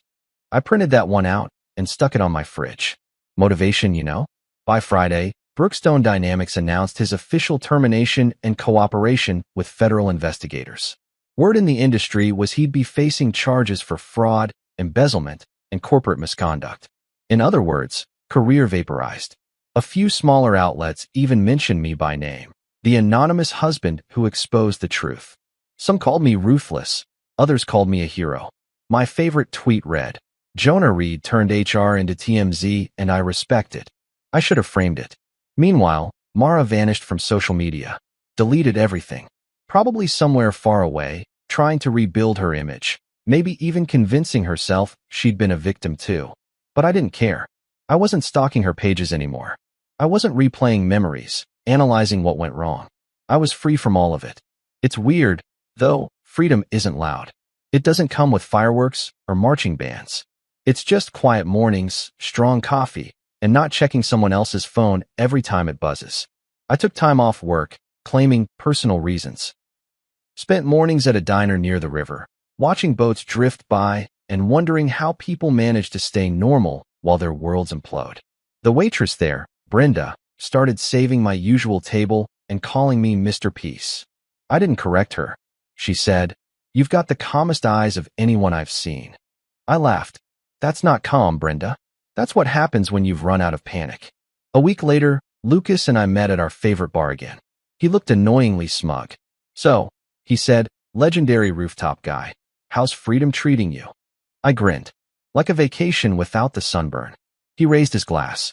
"You sure you don't miss the drama?" "Lucas," I said, "I lived in a soap opera for 9 years. I'm good with reruns." He laughed. "Fair. Just don't disappear, man. You're too fun when you're plotting." "I'm retired," I said. From revenge, not sarcasm. When I got home that night, I found one last letter in my mailbox. No return address, but I didn't need one to recognize the handwriting. It was from Mara. Inside was a short note. "You were right about everything. I hope someday you can forgive me." I folded it once, tossed it into the fireplace, and watched it burn. Some things deserve closure. Others deserve smoke. Over the next few weeks, the chaos died down. Anthony's trial prep started making headlines, and every article painted him as a cautionary tale. I didn't even have to testify. The evidence was too strong. My attorney, Sharon Wells, called to say, "You could probably sue for emotional distress, you know." I told her, "Sharon," the look on his face when the video played was payment enough. She laughed. "You're more ruthless than I thought." "Nah," I said, "just efficient." One afternoon, while cleaning out the last of Mara's stuff, I found an old photo of us. Young, broke, smiling like we had the world figured out. For a second, I felt that pang of nostalgia. Then I realized nostalgia's just memory wearing perfume. I tossed the photo in the trash and didn't look back. A few days later, Linda called again. "So," she said, "you ready to come back to work? Or should I just give you Anthony's old office?" I laughed. "Wouldn't that be poetic?" She chuckled. "You might actually get that promotion. The board's been impressed by your initiative." I nearly spit out my coffee. "Please tell me you're joking." "Dead serious," she said. "They want someone with integrity. You're the only one left who doesn't have a burner account in the Caymans." And just like that, I got promoted. Not because I was the smartest or the most ambitious, but because I was the last man standing. Life's funny that way. One man's scandal becomes another man's opportunity. That night, I drove past the Bluestone Hotel, the scene of the rooftop circus. It looked peaceful now, lights twinkling like nothing ever happened. I parked for a minute, stepped out, and leaned on the hood of my car. The city hummed around me, indifferent and alive. For the first time in a long time, I didn't feel small. I didn't feel broken. I just felt me. I whispered to myself, "You did it." Not because I destroyed someone else, but because I rebuilt myself. And if the universe was listening, I hoped it laughed with me. Because karma? She really does have a wicked sense of humor. They say revenge is a dish best served cold. Personally, I prefer mine served hot, fresh off the stove, plated with a side of irony, and garnished with "you really thought I wouldn't find out?" But as it turns out, justice doesn't need seasoning. It's satisfying all by itself. Months after the rooftop fiasco, my life had settled into something dangerously close to peaceful. No more midnight phone checks, no more gaslighting disguised as conversations, no more pretending not to notice the lies that were practically doing cartwheels in my face. The chaos had burned itself out, leaving behind the kind of silence that felt earned. Every now and then, people still whispered about that night. Some called me heartless. Others called me a legend. My personal favorite came from a barista at the cafe near my office who recognized me mid-latte pour and said, "Dude, you're the guy who turned HR into TMZ." I tipped him $10 and said, "Yeah, I like to think of myself as the patron saint of poetic justice." He laughed so hard he almost spilled my drink. Fame wasn't something I wanted, but let's be honest, it was hilarious watching other people make conspiracy videos about your personal life. There were YouTube breakdowns titled "The Rooftop Files," the man who outsmarted corporate America. One even had a dramatic narrator calling me a quiet avenger. I wasn't mad about that one. Anthony Reeves, meanwhile, was enjoying the opposite of peace. The man had lost everything: his job, his reputation, his marriage, and probably his access to luxury body wash. The news showed him leaving a courthouse looking like someone who'd just been told deodorant was a privilege. The FBI had charged him with fraud, embezzlement, and something about falsified expense accounts. I didn't even understand half the legal terms, but they all sounded expensive. When the reporters shouted questions at him, he did what all guilty people do: blamed systematic mismanagement. Translation: I got caught, but I'm allergic to accountability. His lawyers tried to spin it, but good luck selling that when half the country has seen you starring in a hotel highlight reel with your employee. As for Mara, she vanished from the city. Rumor had it she moved back in with her cousin in Florida, which felt poetic in its own way. Florida, where bad decisions go to tan. She deleted all her social media and resurfaced weeks later under a new profile picture, a sunset with an inspirational quote about growth. The irony nearly broke the internet. Friends sent it to me like it was breaking news. "You see this?" Lucas texted, attaching the post. "She's reborn." I replied, "Yeah, as what?" "A cautionary tale." He sent a laughing emoji. I wasn't angry anymore, though. Anger's heavy, and I'd carried enough of it to last 2 lifetimes. These days, I woke up early, brewed coffee that didn't taste like resentment, and actually enjoyed mornings. The house was mine now, officially, legally, spiritually. I'd repainted the walls, got new furniture, even replaced the bed. It wasn't about erasing her. It was about reclaiming space. Funny thing, though, the house sounded bigger when it was empty, but somehow quieter, too. Peaceful. My friends started calling me Zen Jonah, which was accurate if your definition of Zen includes petty satisfaction and bourbon. Work changed, too. After Anthony's downfall, the board at Brookstone restructured everything. They cleaned house, literally. Entire departments got new heads. Guess who they offered the interim director position to? Yep, me. I almost laughed when HR called. Jonah, we think you'd be perfect for this role. You've shown remarkable leadership. Leadership? I'd expose corruption, not run a seminar. But hey, if the company wanted to mistake vengeance for management, who was I to correct them? I accepted. I figured it was poetic justice for every time I'd sat in meetings listening to Anthony talk about vision, while probably texting my wife under the table. My first day in his old office felt surreal.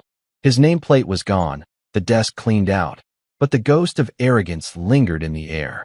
I opened the blinds, let sunlight spill in, and smiled. Guess who's loyal now? I muttered. Lucas dropped by later with lunch and smirked.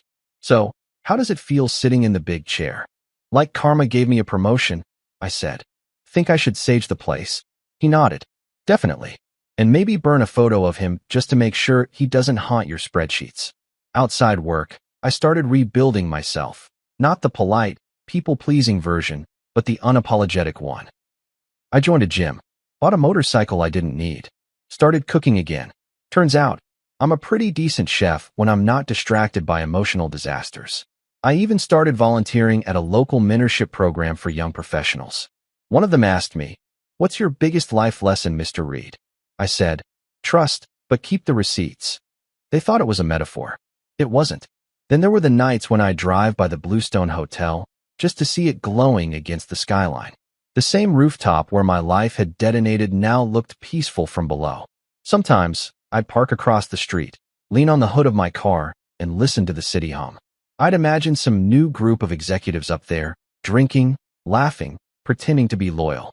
I'd chuckle and say to myself, may your secrets have good lighting. Because the truth is, everyone thinks they're untouchable until someone like me decides to bring a folder to the party. A few months later, I ran into someone unexpected, Claire Reeves, Anthony's ex-wife. It was at a charity gala my new boss insisted I attend, because apparently networking is good for optics.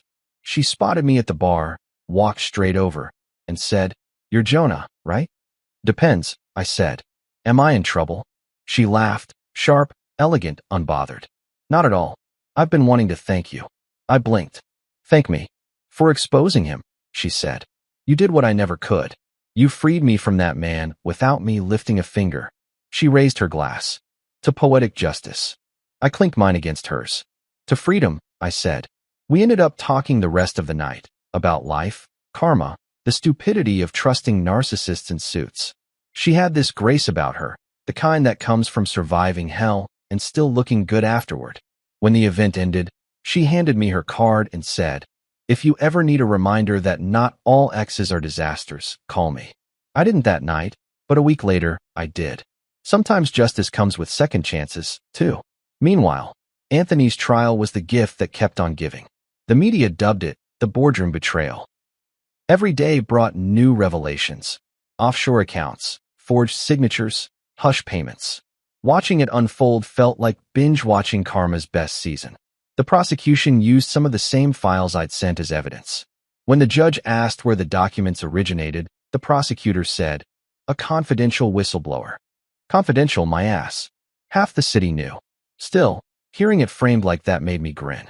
Anthony pleaded guilty to reduced charges, probably hoping to cut his losses. He got 5 years. Not long enough, but long enough for me to sleep well at night.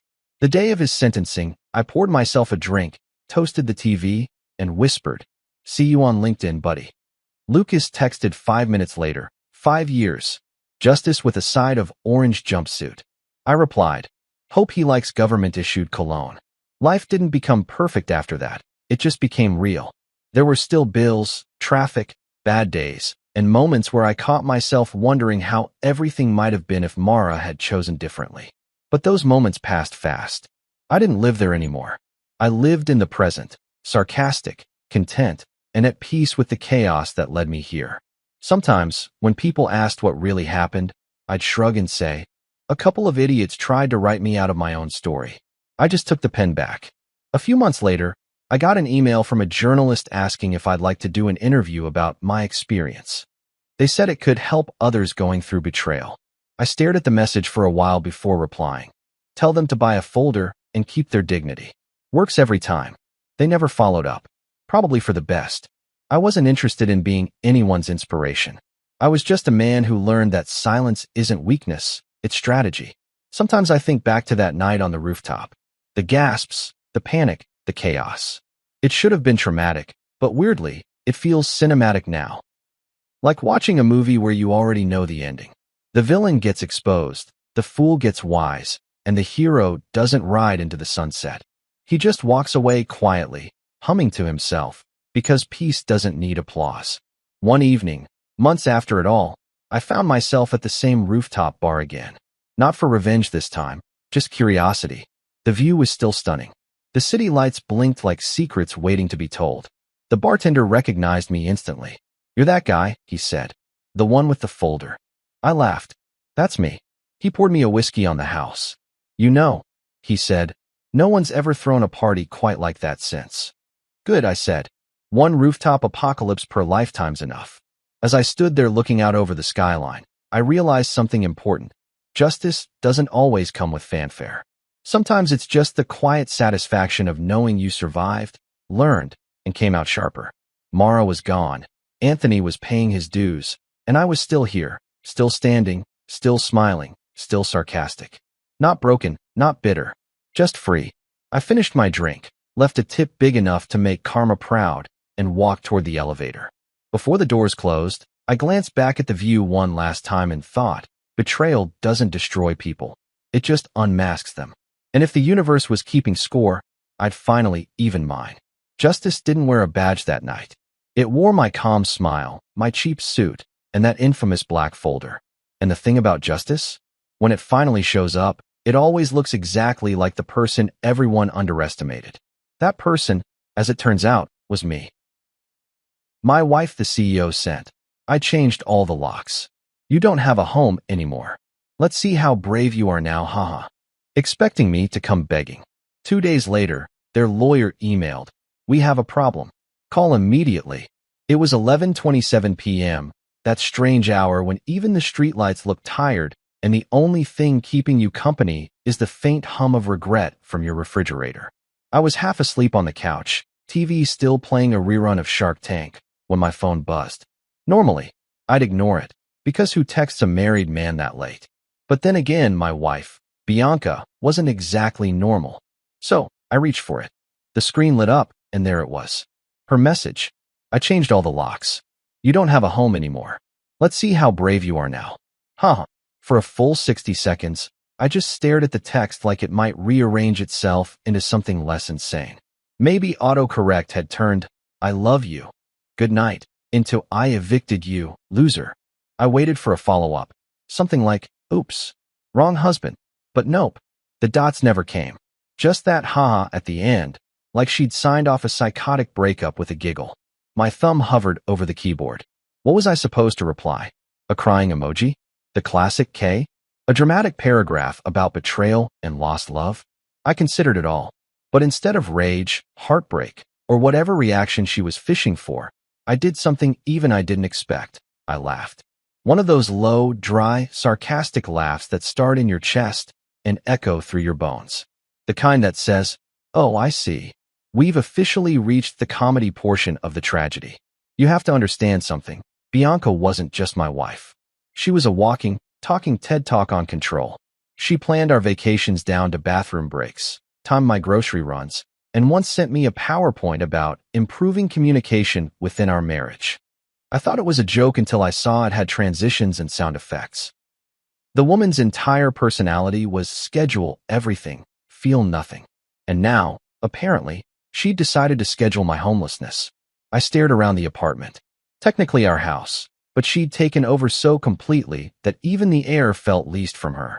The throw pillows, Bianca Rivera's signature collection, the coffee mugs, monogrammed with her initials, BRH, as if I'd been living in a brand partnership, not a marriage. She'd even labeled the Wi-Fi network Queen B_HQ, and I had still married her. What can I say? Love makes you stupid, horny, and blind, usually in that order. But here's the punchline. The house she was so proud of, the one she just locked me out of. I'd been the one paying the mortgage for years.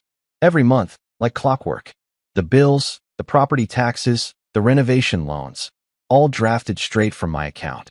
So, if she wanted to play eviction notice, fine. She just kicked her own wallet out. I couldn't even be mad. It was too poetic. Like watching a villain slip on her own banana peel. Still, as much as I wanted to bask in the karmic brilliance of it, there was the practical side of me, the accountant brain, that whispered, "Okay, smartass, where are you sleeping tonight?" I looked out the window. The street was empty except for a raccoon digging through someone's trash like it was auditioning for Survivor, Suburbia. The idea of sleeping in my car crossed my mind, but that would have just completed my transformation into a country song.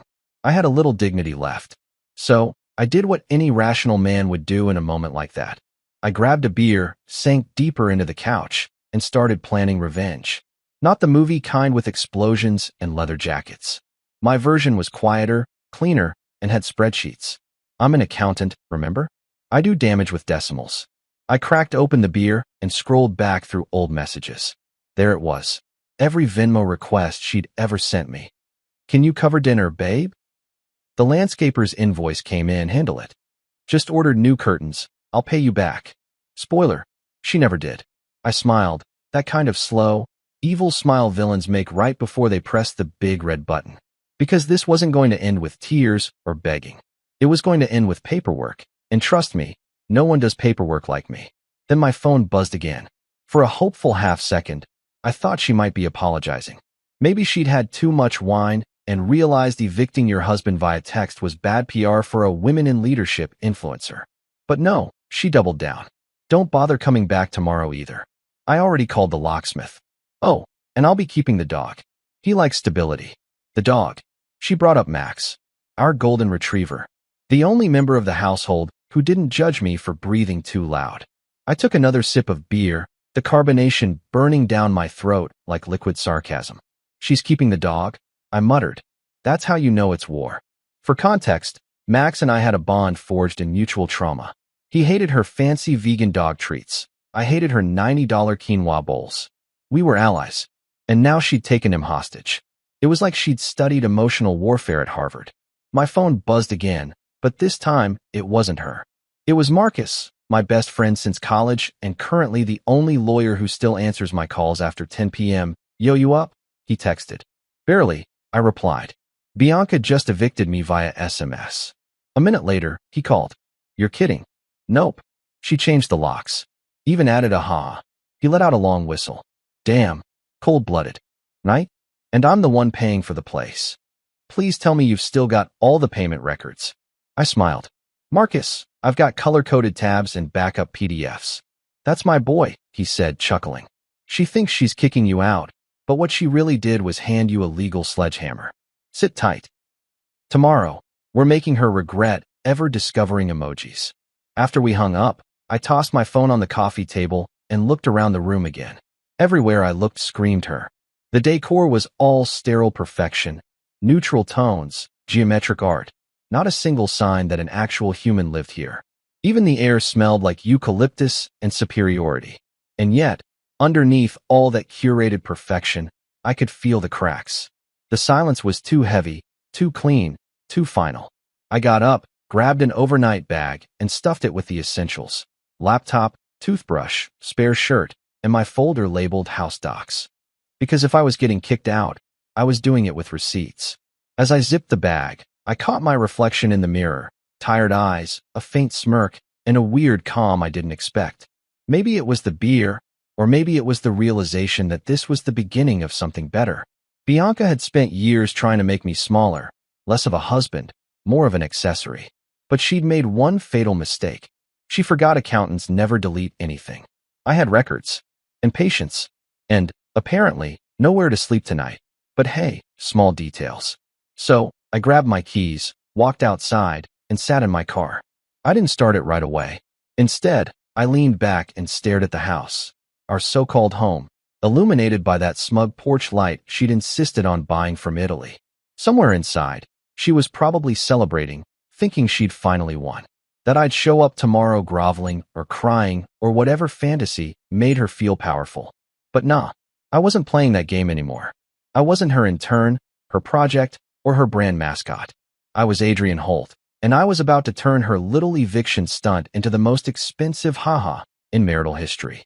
As I drove off, I passed the glowing for sale sign on the house down the street and chuckled. "Don't worry, sweetheart," I muttered, glancing at the mirror.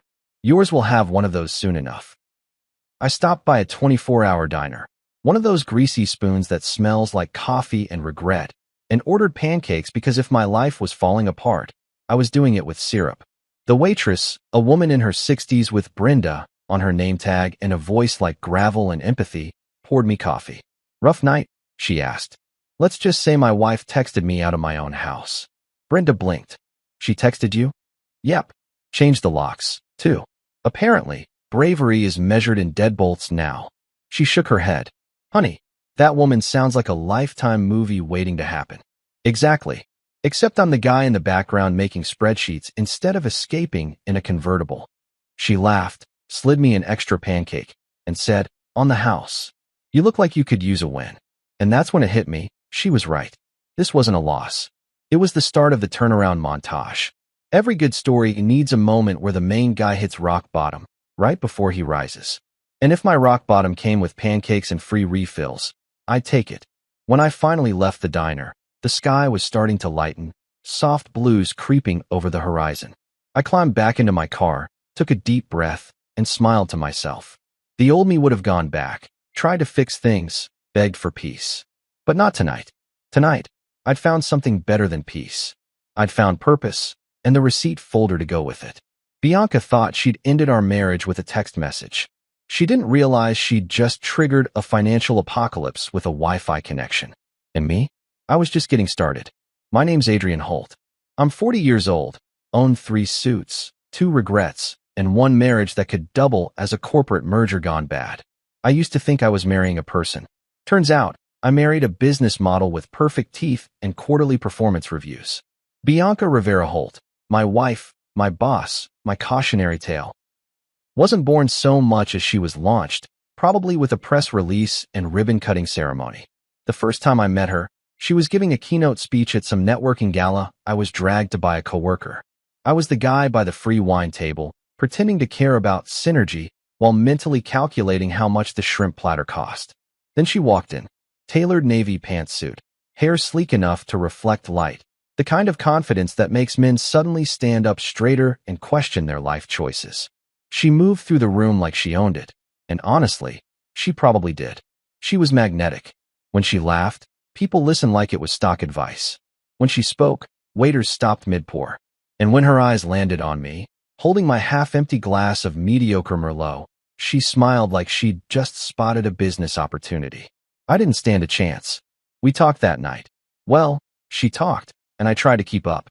She told me about her luxury consulting firm, Rivera Strategies. "I build legacies," she said. "People hire me to make their brands unforgettable." I joked, "You think you could do that for an accountant?" She looked me up and down, smirked, and said, "Depends on the budget." That should have been my first warning sign. She charged by the hour for emotional labor. Fast forward 6 months, and somehow I was the idiot who thought dating a CEO was a good idea. Everything about Bianca screamed high maintenance wrapped in ambition. Our dates had PowerPoint agendas. She'd schedule quality time between investor calls. She never ate bread, claimed carbs, fogged the vision. Meanwhile, I was the guy eating leftover Chinese in bed watching The Office. We were opposites. I thought that meant balance. Turns out, it just meant chaos in heels.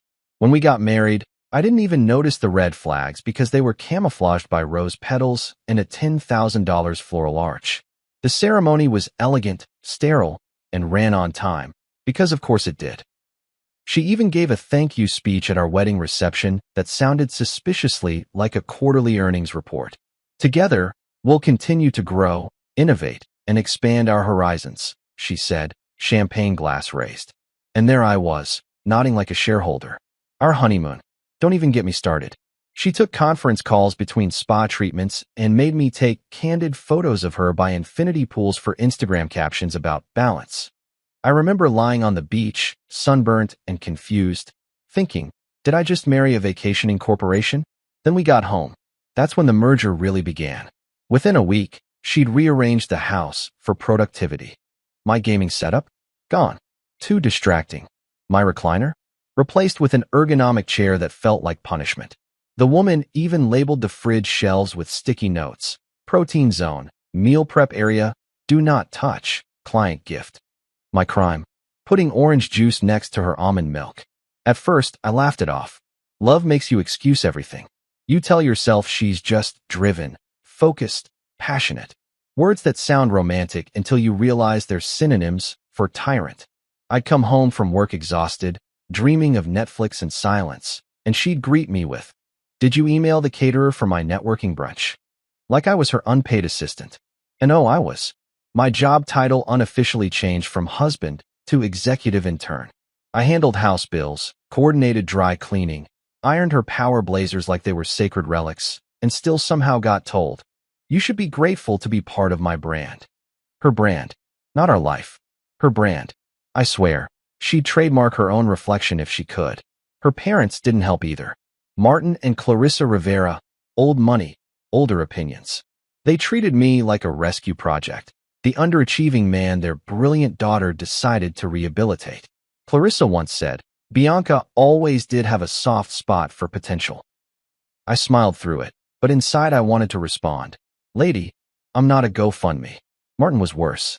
The guy wore loafers indoors and called me champ, in the same tone you'd use for a toddler trying to tie his shoes. At dinners, he'd ask questions like, "So, Adrian, when do you think you'll move beyond accounting?" I'd say, "When America moves beyond taxes, sir." He didn't laugh. Bianca, of course, scolded me later.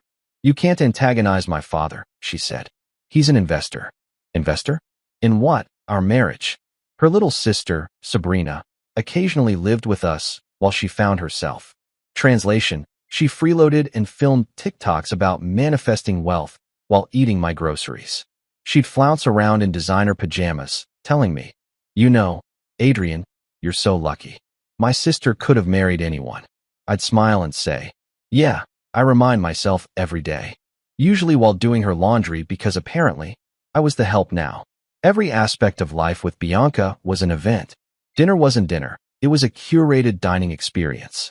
She'd plate food like a Michelin chef, then take photos for content. We couldn't just watch TV. It had to be a media debrief.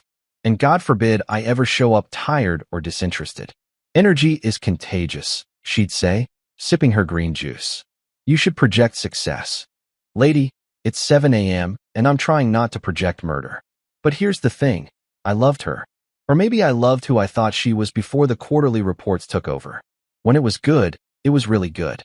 She was funny, charismatic, and could make you feel like the only person in the world, until she made someone else feel that way, usually a client with a bigger checkbook. I used to think we were partners. Then I realized I was more like a silent investor in her empire of self-importance. The cracks started showing about 3 years in. She began taking business trips that sounded suspiciously like luxury retreats. I'd get photos of sunsets captioned, "Networking vibes, palm tree sparkles." Networking? Sure, because nothing says professional synergy like mojitos and shirtless life coaches named Tyler. When I asked questions, she'd sigh like I'd interrupted world peace. "Adrian, you don't understand the pressures of leadership." No, but I understood hypocrisy just fine. Meanwhile, her firm grew, and so did her ego. She got featured in some Forbes Women to Watch article and came home acting like royalty. You know, Adrian, not everyone can handle being married to someone with this kind of ambition. I said, "Don't worry, I'm surviving on humility and leftover lasagna." She didn't laugh. By year 5, we'd reached an unspoken agreement. I handled the house. She handled everything else. We barely talked unless it was about logistics. It was like living in an airport terminal, always moving, never arriving. I kept trying, though. I cooked, cleaned, even set up surprise date nights. One time I booked us a weekend getaway.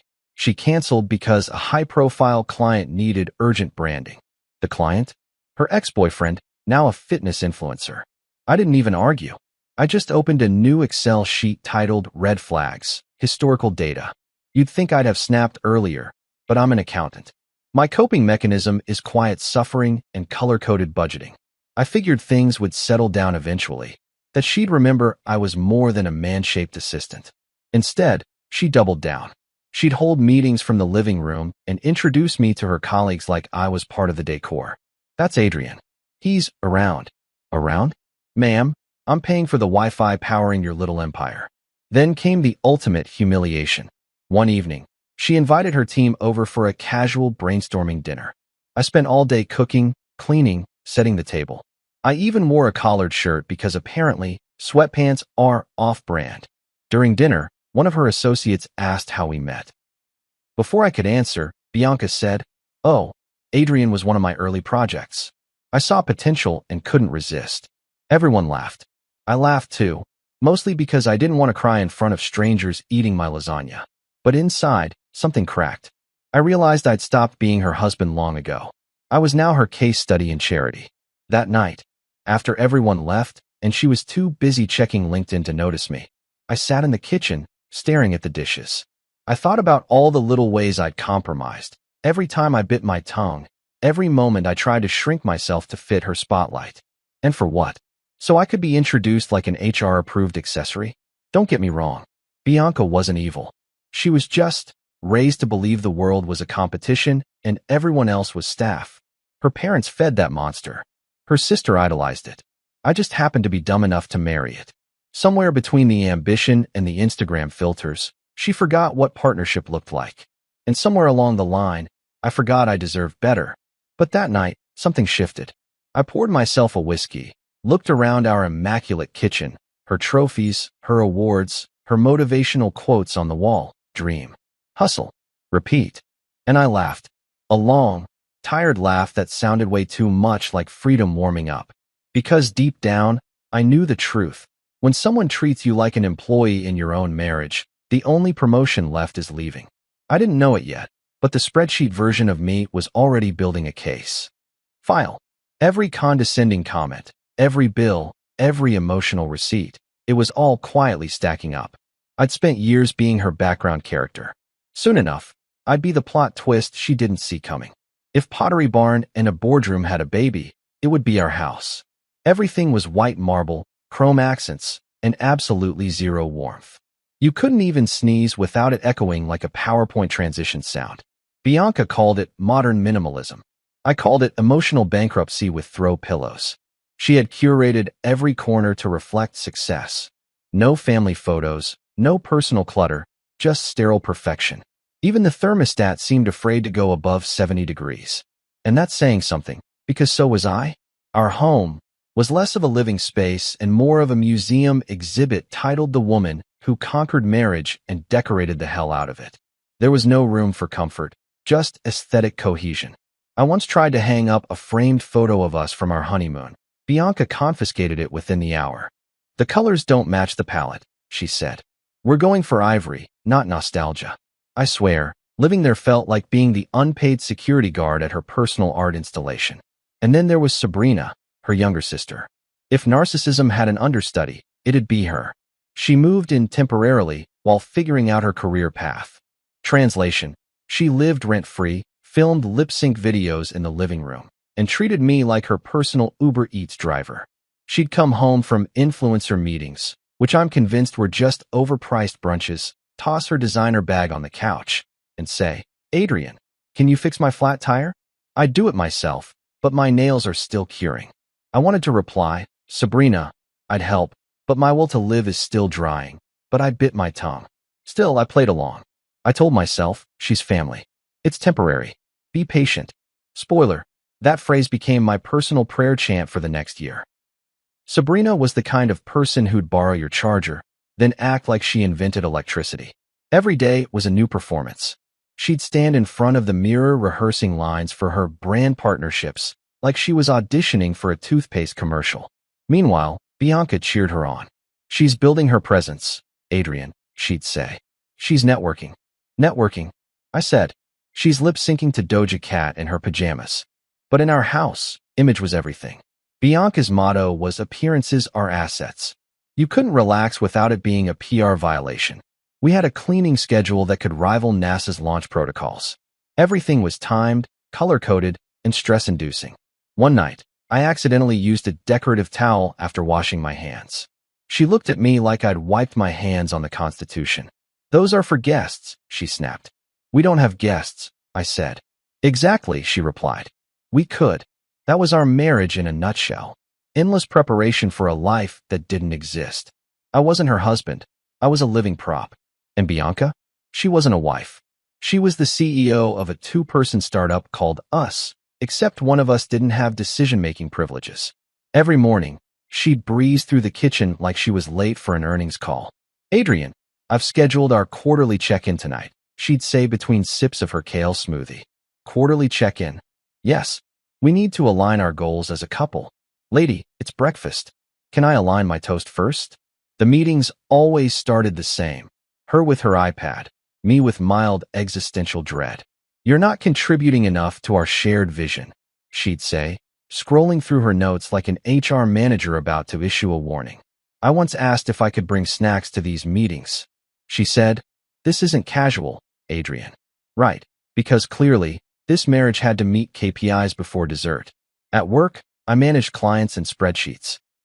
At home, I managed moods and egos. Bianca ran her luxury consulting firm out of our guest room, which she rebranded as the Rivera Suite. She installed a custom glass desk, an espresso machine that sounded like a jet engine, and a sign that said boss mode on. She'd take video calls while I tried to make lunch quietly in the background. Sorry, that's just Adrian, she'd tell clients. He's working remotely. No, Bianca, I was working remotely from my own dignity. Her parents visited often. Martin and Clarissa Rivera, the kind of people who wore designer loungewear and smelled like condescension. They'd sit in our living room sipping imported wine, offering unsolicited commentary like it was their full-time job. Bianca, you've really elevated this space, Clarissa would say. Then, looking at me, Adrian, you've kept it clean, I see. I'd smile through the pain. Martin would chime in, you're lucky, son. Not every man gets to marry up. I wanted to reply, yeah, and not every man gets audited by his in-laws, but I valued my life. The thing is, I used to believe we were a team. But teams have communication, trust, and mutual respect. We had meeting minutes, passive-aggressive notes, and a shared Google Calendar. Love wasn't part of the business plan anymore. The last time Bianca said, I love you, was in a text right after sending me a to-do list. I think she accidentally hit enter too soon. And yet I stayed. Partly because I was raised on the idea that marriage was work. Nobody tells you that sometimes it's unpaid labor. But mostly because I was in denial. I kept convincing myself things would get better. Maybe she'd relax. Maybe Sabrina would move out. Maybe her parents would fall into a meditation retreat and forget our address. But deep down, I knew the woman I'd married was gone, replaced by a walking LinkedIn post. Then came the night that changed everything, or at least started the countdown. It was a random Thursday. Bianca was hosting a client appreciation dinner, which basically meant she was showing off our house like a trophy case. She wanted everything perfect. I spent 6 hours prepping food, cleaning, setting the table, just so. The doorbell rang at 7. In walked her clients, wealthy couples who looked like they'd been photoshopped. Bianca sparkled. I hovered. Midway through dinner, one of the guests, a smug guy named Derek with too much gel and not enough soul, said, Bianca, your home is stunning. You really have it all. She smiled, flashing that PR grin. Well, she said, behind every successful woman is a supportive man. Everyone laughed. I smiled too, because what else do you do when your dignity is the punchline? Later that night, after everyone left and Sabrina was upstairs vlogging about the vibe of abundance, Bianca and I stood in the kitchen. I was loading dishes when she said, You were quiet tonight. Didn't want to interrupt your brand narrative, I said. She frowned. Don't be like that. You know how important appearances are. I shut the dishwasher and said, Yeah, appearances. Got it. She went upstairs, heels clicking like gunfire. I stayed behind, staring at the spotless counters and feeling like the last human being left in a world made entirely of marble and ego. That's when it hit me. I wasn't living a life. I was maintaining one, like a janitor for someone else's success story. So, I started doing what I do best, collecting data. Quietly, efficiently. Every payment I made, every bill she ignored, every time I covered her business expenses with our joint account, I logged it. It started small, a folder titled Household Records. But it grew, slowly and meticulously. Late at night, while Bianca slept beside me in her silk eye mask, I'd open my laptop and document everything. Numbers don't lie, and someday, I'd need them to tell the truth for me. Sabrina noticed once. "What are you working on?" she asked, leaning over the couch with a smoothie in hand. "Just a project," I said. "Ooh, like a passion project?" she asked. "Yeah," I said, smiling faintly. "You could call it that." If she'd looked closer, she might have noticed the file names, expense summary, proof of payment, Bianca Renovation Loan 2020. But she didn't. Too busy posting another video caption, "Protect your peace." Oh, the irony. By the end of that year, I had enough documentation to make a CPA weep tears of joy. Every petty purchase, every transaction where my support went unacknowledged. It was all there, time-stamped and bulletproof. I didn't know exactly what I'd do with it yet, but something inside me knew a storm was coming. And when it hit, I'd be ready. Love, I realized, doesn't die all at once. It dies in the details, in the constant corrections, the subtle humiliations, the way she'd sigh every time I spoke like I'd interrupted her TED Talk. Somewhere between our first kiss and her first quarterly check-in, we'd turned into co-workers with a shared mortgage. Still, I smiled through it, played my part. Because if there's one thing Bianca taught me, it's how to fake it. And when you're married to a CEO who runs her marriage like a Fortune 500 company, faking it is practically a survival skill. But the funny thing about numbers? They always balance eventually.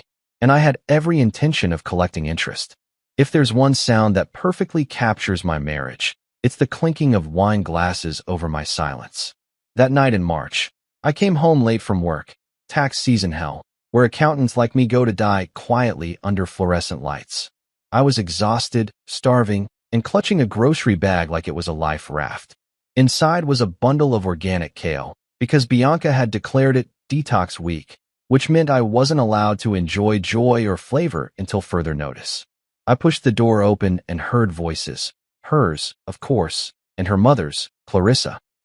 The Rivera women were like hurricanes in heels. They didn't visit, they descended. I paused in the hallway, still holding the bag, when I caught a sentence that hit harder than any late fee ever could. "The house deed's in my name," Bianca said, tone sharp enough to slice marble. Clarissa's voice followed, smug and syrupy. "Exactly. He won't get a penny if you sell. That's the beauty of it, darling." Then Bianca laughed. "He's too soft to fight back." That one cracked something in me. Not loudly, not visibly, but deep, like a foundation shift you only notice when the walls start to crumble later. I stood there, kale slowly wilting in my grip, staring at the floor like it could offer me legal advice. You'd think I'd storm in, slam my keys down, demand an explanation like a man with a backbone and a script from a courtroom drama.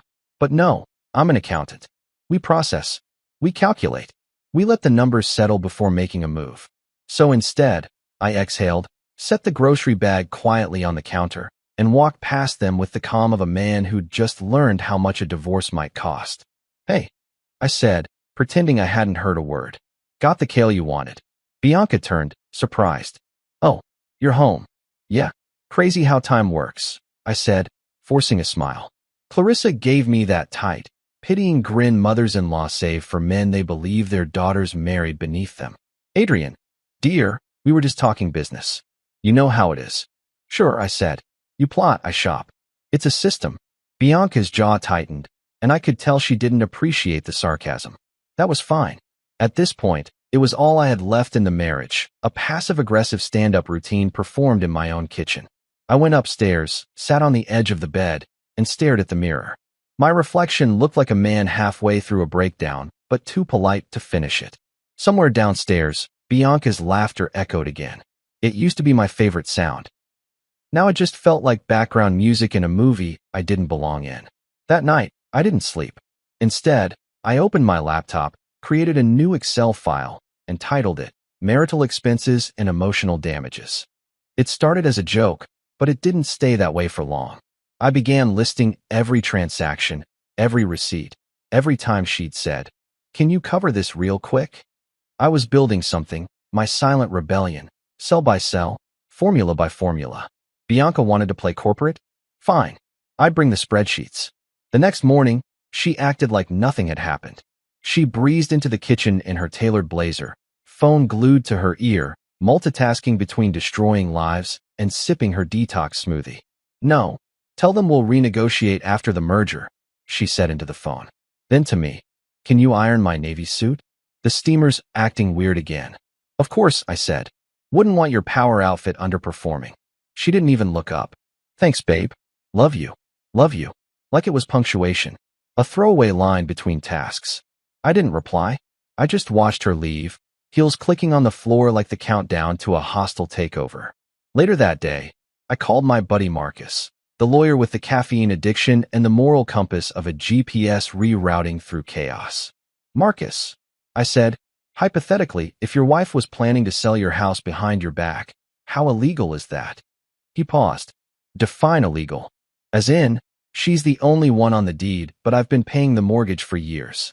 "Oh," he said, and I could hear the grin forming. "That's not illegal. That's dumb. On her part. Good dumb or lawsuit dumb. Life-ruining dumb," he said. "Keep your receipts." "Oh, I've got receipts," I said. "Color-coded, categorized, and time-stamped." "Attaboy," Marcus said. "You're about to turn marriage counseling into a courtroom thriller." That was the moment I decided I wasn't going to argue or cry or throw anything. I was going to document. Quietly, meticulously. Bianca had built her little empire on appearances, and I was about to file for demolition permits. Over the next few weeks, I turned into a one-man audit team. Every time she rolled her eyes at me, another tab. Every time Clarissa made a snide remark about men who marry up, another folder. Every time Sabrina borrowed money for content creation, that mysteriously turned into Sephora hauls, another spreadsheet. My laptop became my confessional. And through it all, I played my role perfectly. I was the dutiful husband, the soft-spoken accountant, the man too passive to fight back. Meanwhile, I was building a case that would make forensic accountants weep tears of joy. Bianca thought she was starring in her own success story.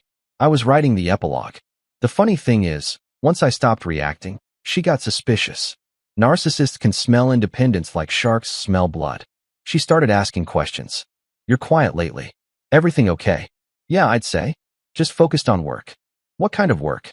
"Long-term investments." She smiled, probably thinking I meant stocks. I didn't bother correcting her. Her sister, Sabrina, wasn't as oblivious. One afternoon, she caught me at the dining table, scanning old receipts. "What's all that?" she asked, chewing gum like it owed her money. "House records," I said. "For what?" "Transparency." She squinted. "You're weird." "Thank you," I said. That weekend, Bianca hosted a brunch for her business partners. The house was spotless, the champagne was flowing, and I was once again the unpaid staff. I made sure the glasses sparkled and the guests were impressed. Everything went smoothly until I overheard one of them say, "You're so lucky, Bianca. You've got it all. Career, looks, the house, the husband." She laughed. "Oh, the house is all me. Adrian's more of a domestic partner." Domestic partner? Like I was her pet. I kept smiling, kept pouring champagne, but inside, I swear something seismic shifted. Not rage, exactly, more like clarity. The kind of calm that comes right before a financial audit ruins your life. That night, when the guests were gone and Bianca was too busy posting #BossBrunchSuccess on Instagram, I sat in my office corner, opened my laptop, and added a new line to the spreadsheet. Public humiliation, priceless. Then I started attaching photos, renovations I'd paid for, invoices in my name, furniture receipts, even the home security system under my credit card. By the time I finished, I had a digital fortress of evidence. That's when Marcus called. "Got your email," he said. "This is gold. You've basically written my closing statement for me." "Good," I said, "because I'm tired of being a prop in her empire." "You sure you're ready for this?"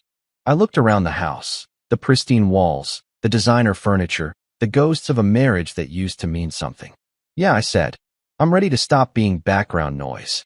Over the next few days, I noticed something new, freedom creeping in around the edges of my routine. I stopped jumping at her texts. I stopped rearranging my schedule to fit hers.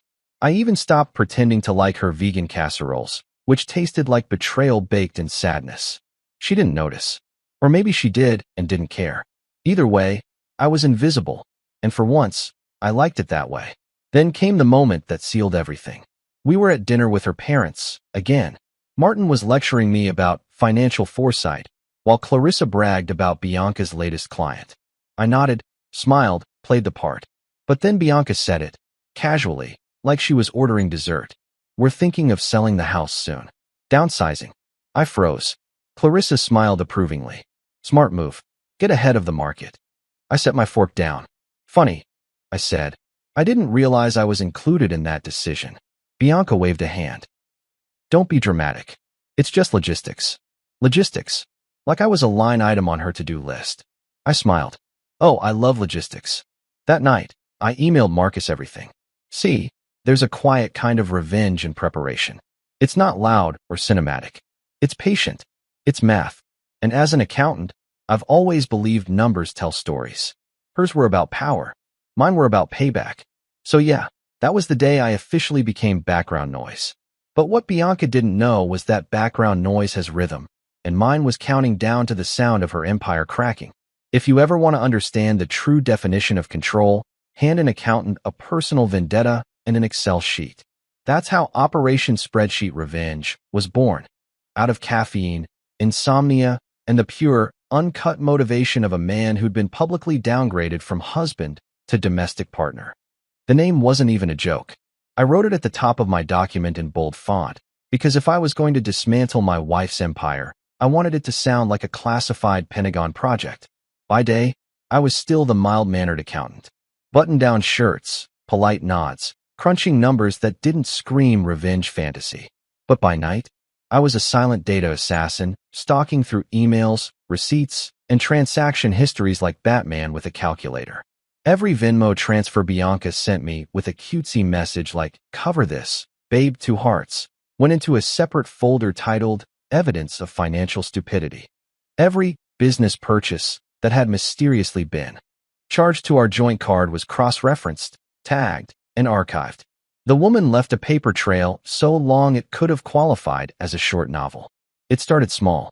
A spreadsheet with columns, date, description, amount, and emotional suffering index, a subjective but therapeutic measure. But then, as I went deeper, something inside me awakened, some primal accountant instinct for vengeance. I began color-coding categories like a man possessed.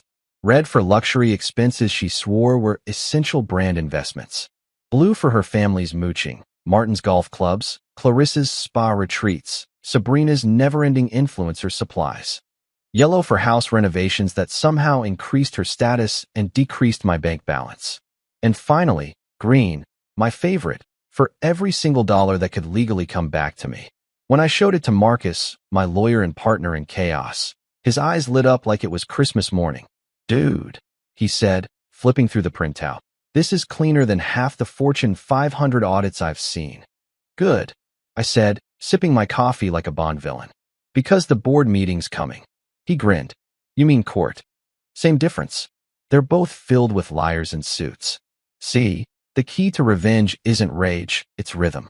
You can't just explode, you have to orchestrate. And while Bianca was out there thinking she'd humiliated me into silence, I was quietly preparing the kind of counterattack that could make the IRS blush. I spent nights combing through our financial history. Do you know how many times she'd borrowed from our savings for emergencies? 11. And not one of those emergencies involved actual emergencies. Once it was for urgent rebranding. Another time, a limited edition handbag for investor confidence. Lady, no investor on earth cares about your purse unless it's full of dividends. I unearthed years of forgotten transactions. $2,500 for client bonding, read, bottomless brunch with her ex's sister. $1,800 for home office decor, which turned out to be a neon sign that said Girl Boss Energy, and $4,200 for wellness retreat, a week at a beach resort where, according to Instagram, She rediscovered her inner power while discovering mojitos and a guy named Raphael. Each time I uncovered something new, I'd add a little note in the summary column. Things like, not deductible, not forgivable, and definitely not forgotten. My personal favorite find came courtesy of Sabrina, her sister/professional freeloader. She'd used Bianca's card, our joint card, to buy $3,000 worth of LED ring lights, makeup kits, and a content creation chair that looked suspiciously like a beanbag. Adrian, it's an investment, she'd said when I confronted her once. You can't put a price on art. You're right, I'd replied. But apparently, you can put one on stupidity. I logged every dime of it. Meanwhile, Bianca continued her reign of self-importance, completely unaware that her kingdom was being audited. She'd send me texts like, "Hey babe, can you transfer $200 for client gifts?" And I'd reply, "Of course," while adding another line to the sheet. At some point, she'd stopped even pretending these were mutual decisions. I was the treasurer of her delusion, and I finally decided to call on the balance. Marcus and I met every Friday at a bar downtown. He'd order whiskey neat, I'd get a beer, and we'd review progress like villains doing quarterly reviews of Mayhem. "She's sloppy," Marcus said one night, scanning the files. "Most of this stuff is in your name or joint accounts. That's a rookie move." "She thinks she's untouchable," I said. "That's her blind spot. Pride always is." He nodded. "You're playing this right. Keep calm, keep documenting. By the time she realizes what's happening, it'll be over." I leaned back in my chair. "You think she suspects anything?" He grinned. "Adrian, you're an accountant. No one suspects accountants. You could bury a body under a balance sheet, and people would just say, 'Huh, impressive formulas.'" He wasn't wrong. Bianca still treated me like the quiet idiot in the corner, her emotional Roomba who existed to clean up her messes. That's the beauty of underestimation. It's camouflage for revenge. One evening, she came home from work all smiles. "Guess what?" she said, kissing my cheek absent-mindedly. "We're getting featured in Home and Style magazine. They're doing a spread on successful couples." "Successful couples?" I asked, trying not to laugh. "Yeah." I told them about how we build together. "Oh, we're building. All right," I said, smiling just enough for her to miss the sarcasm. "Brick by Legal Brick." She grinned. "That's the spirit, babe." When the photo shoot day came, she made me wear a navy suit I hated. The photographer posed us like we were some power duo. Bianca had her hand on my shoulder in one shot, smiling like she'd built me in a lab. "Perfect," the photographer said. "You look so strong together." "Oh, we are," I said. "Structurally sound, but one good audit and we collapse." The guy chuckled. Bianca didn't. Later that night, she posted one of the photos with the caption, "Partnership isn't about keeping score.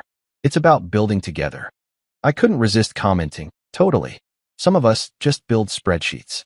She deleted it within 5 minutes. Things got tense after that. She started asking more questions, like, "Why are you on your laptop so late?" And "What are you working on lately?" I'd smile and say, "Just balancing the books." She thought I meant my clients. She had no idea the books in question were her entire financial life. Then one morning, I woke up to an email from her with the subject line, "Urgent, mortgage inquiry." My heart did a little drum solo. I opened it and saw she'd been trying to refinance the house without me. That was the moment I knew my operation had officially graduated from petty to necessary. I called Marcus. "She's refinancing." He whistled. "Oh, she's panicking. That's good. Good," I said. "She's trying to cut me out." "Exactly," he said. "And when she does, it becomes evidence of intent. Keep everything. You're sitting on gold." So I did. Screenshots, timestamps, even phone call logs. I started backing everything up to a hard drive I labeled Retirement Plan, Phase 1. And just for fun, I hid it behind her collection of designer self-help books. Think Like a Leader, Manifest Your Power, Women Who Win. Titles she loved, even though she skipped every chapter about humility. Around that time, Marcus introduced me to his friend Kelly, a forensic accountant. She was brilliant, sarcastic, and treated financial manipulation like a sport. After one glance at my files, she said, "Holy hell, this is a masterpiece." "Thanks," I said modestly. "I call it art therapy." Kelly spent a week auditing Bianca's transactions and came back with a summary that could have doubled as a crime thriller. "Your wife's company," she said, has been funneling personal expenses under corporate write-offs. She's committing small-time fraud without realizing it. I almost choked on my coffee.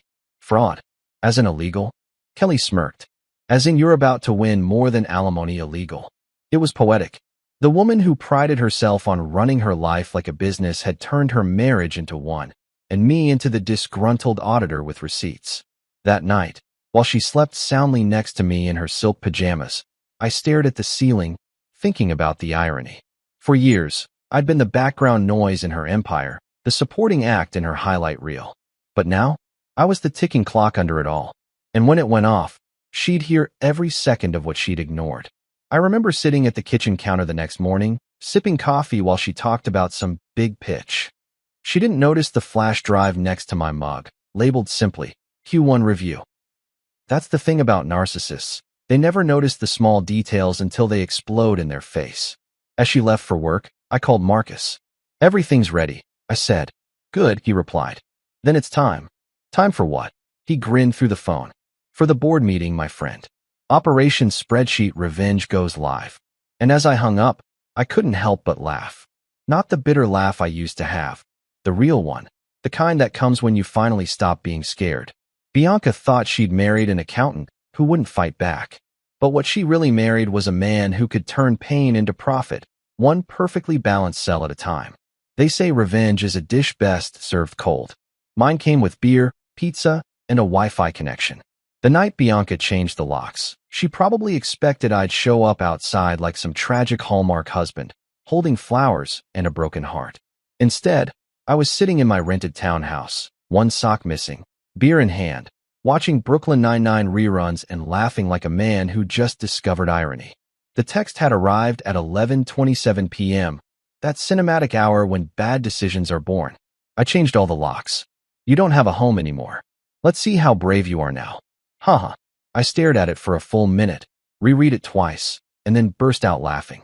Not the polite chuckle you give at work meetings, but the kind of unhinged laugh that scares the cat and makes the neighbors text, "You good, man?" Because here's the kicker. She didn't realize the house she was locking me out of was technically mine. I'd been the one paying the mortgage, maintaining the property, and funding her Pinterest-level renovations. So when she told me I didn't have a home, what she really meant was she'd just evicted herself from her own paycheck. I opened another beer, took a long sip, and called Marcus. Guess what my wife just did? Please tell me she joined a cult, he said. Because that would actually improve her character arc. Close, I said. She changed the locks. Said I don't have a home anymore. There was a pause. Then Marcus laughed so hard I thought he'd choke. Oh, Adrian. She's writing my closing statement for me. That's intent, my friend. Textbook intent. Intent to what?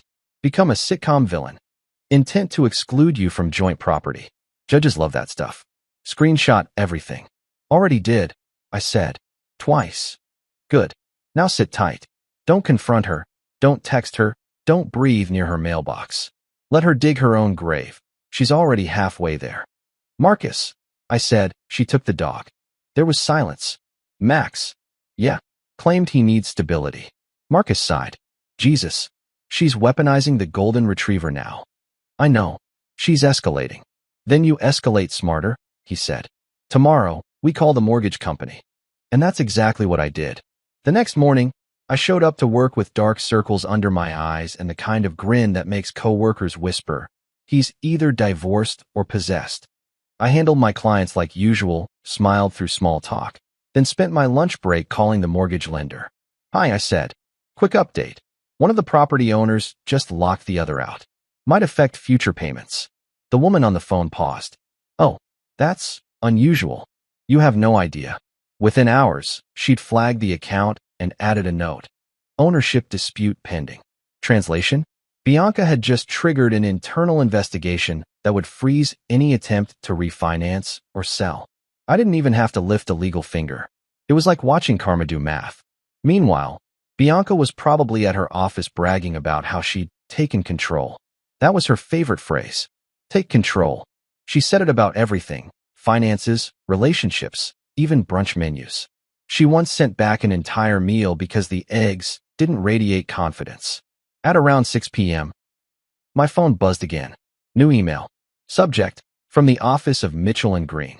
My stomach dropped for half a second before I opened it. Mr. Holt, we represent Mrs. Rivera Holt. We have a problem. Please call us immediately. I grinned. That was fast. She must have realized her bold little lock-changing stunt had backfired faster than a cheap Tesla battery. I didn't call them, of course. I called Marcus. They're already panicking, I said. He whistled. Wow. Didn't even last a full 24 hours. She's got the tactical patience of a toddler. What do I do? Nothing, he said. We do it by the book. You sit back, enjoy your pizza, and let the professionals panic for once. And so I did. I went home, cracked another beer, and ordered a large pepperoni. I turned on some music, old jazz, because if you're going to wage psychological warfare, it should have a soundtrack. Then I laughed again. It wasn't just amusement anymore, it was relief. Years of swallowing insults, nodding through arrogance, smiling through humiliation, and now, I was finally the one holding the cards. For years, Bianca had convinced me that emotions were weakness. You're too sensitive, she'd say whenever I got upset. You have to toughen up. Turns out, she was right, just not in the way she intended. I'd toughened up enough to turn her games into legal documentation. Around midnight, I got another text, short, frantic, and beautiful. You think you're smart? You'll regret this. I replied with a thumbs-up emoji. Then I blocked her. The next morning, Marcus called. You're trending. What? Well, not you exactly. But Bianca posted some vague, empowered woman nonsense on her socials about removing toxic energy from her home. Her followers are eating it up. Of course they are, I said. They don't know she's the toxic energy. Let her have her Instagram victory. The court of public opinion doesn't count toward property settlements. Wish it did, I said. I'd countersue for emotional damage caused by inspirational hashtags. He laughed. You'll get your justice, trust me. Just keep being boring. Boring? Yeah. Judges love boring men. You're calm, rational, organized. She's emotional, impulsive, reckless. You keep logging everything. Emails, texts, screenshots. Let her go nuclear. You go neutral. That's how you win. I hung up and looked at my wall of sticky notes, my personal war map. Every call, every payment, every instance of her financial idiocy was neatly arranged in chronological order. My living room looked like a crime show set, but to me, it was art. That afternoon, I got another email, this time directly from Bianca. We need to talk. You're making things worse. I couldn't resist. Worse for who? I typed back. She didn't reply. 2 hours later, my phone rang. Unknown number. I answered. Mr. Holt, this is Sarah Mitchell, counsel for Mrs. Rivera Holt.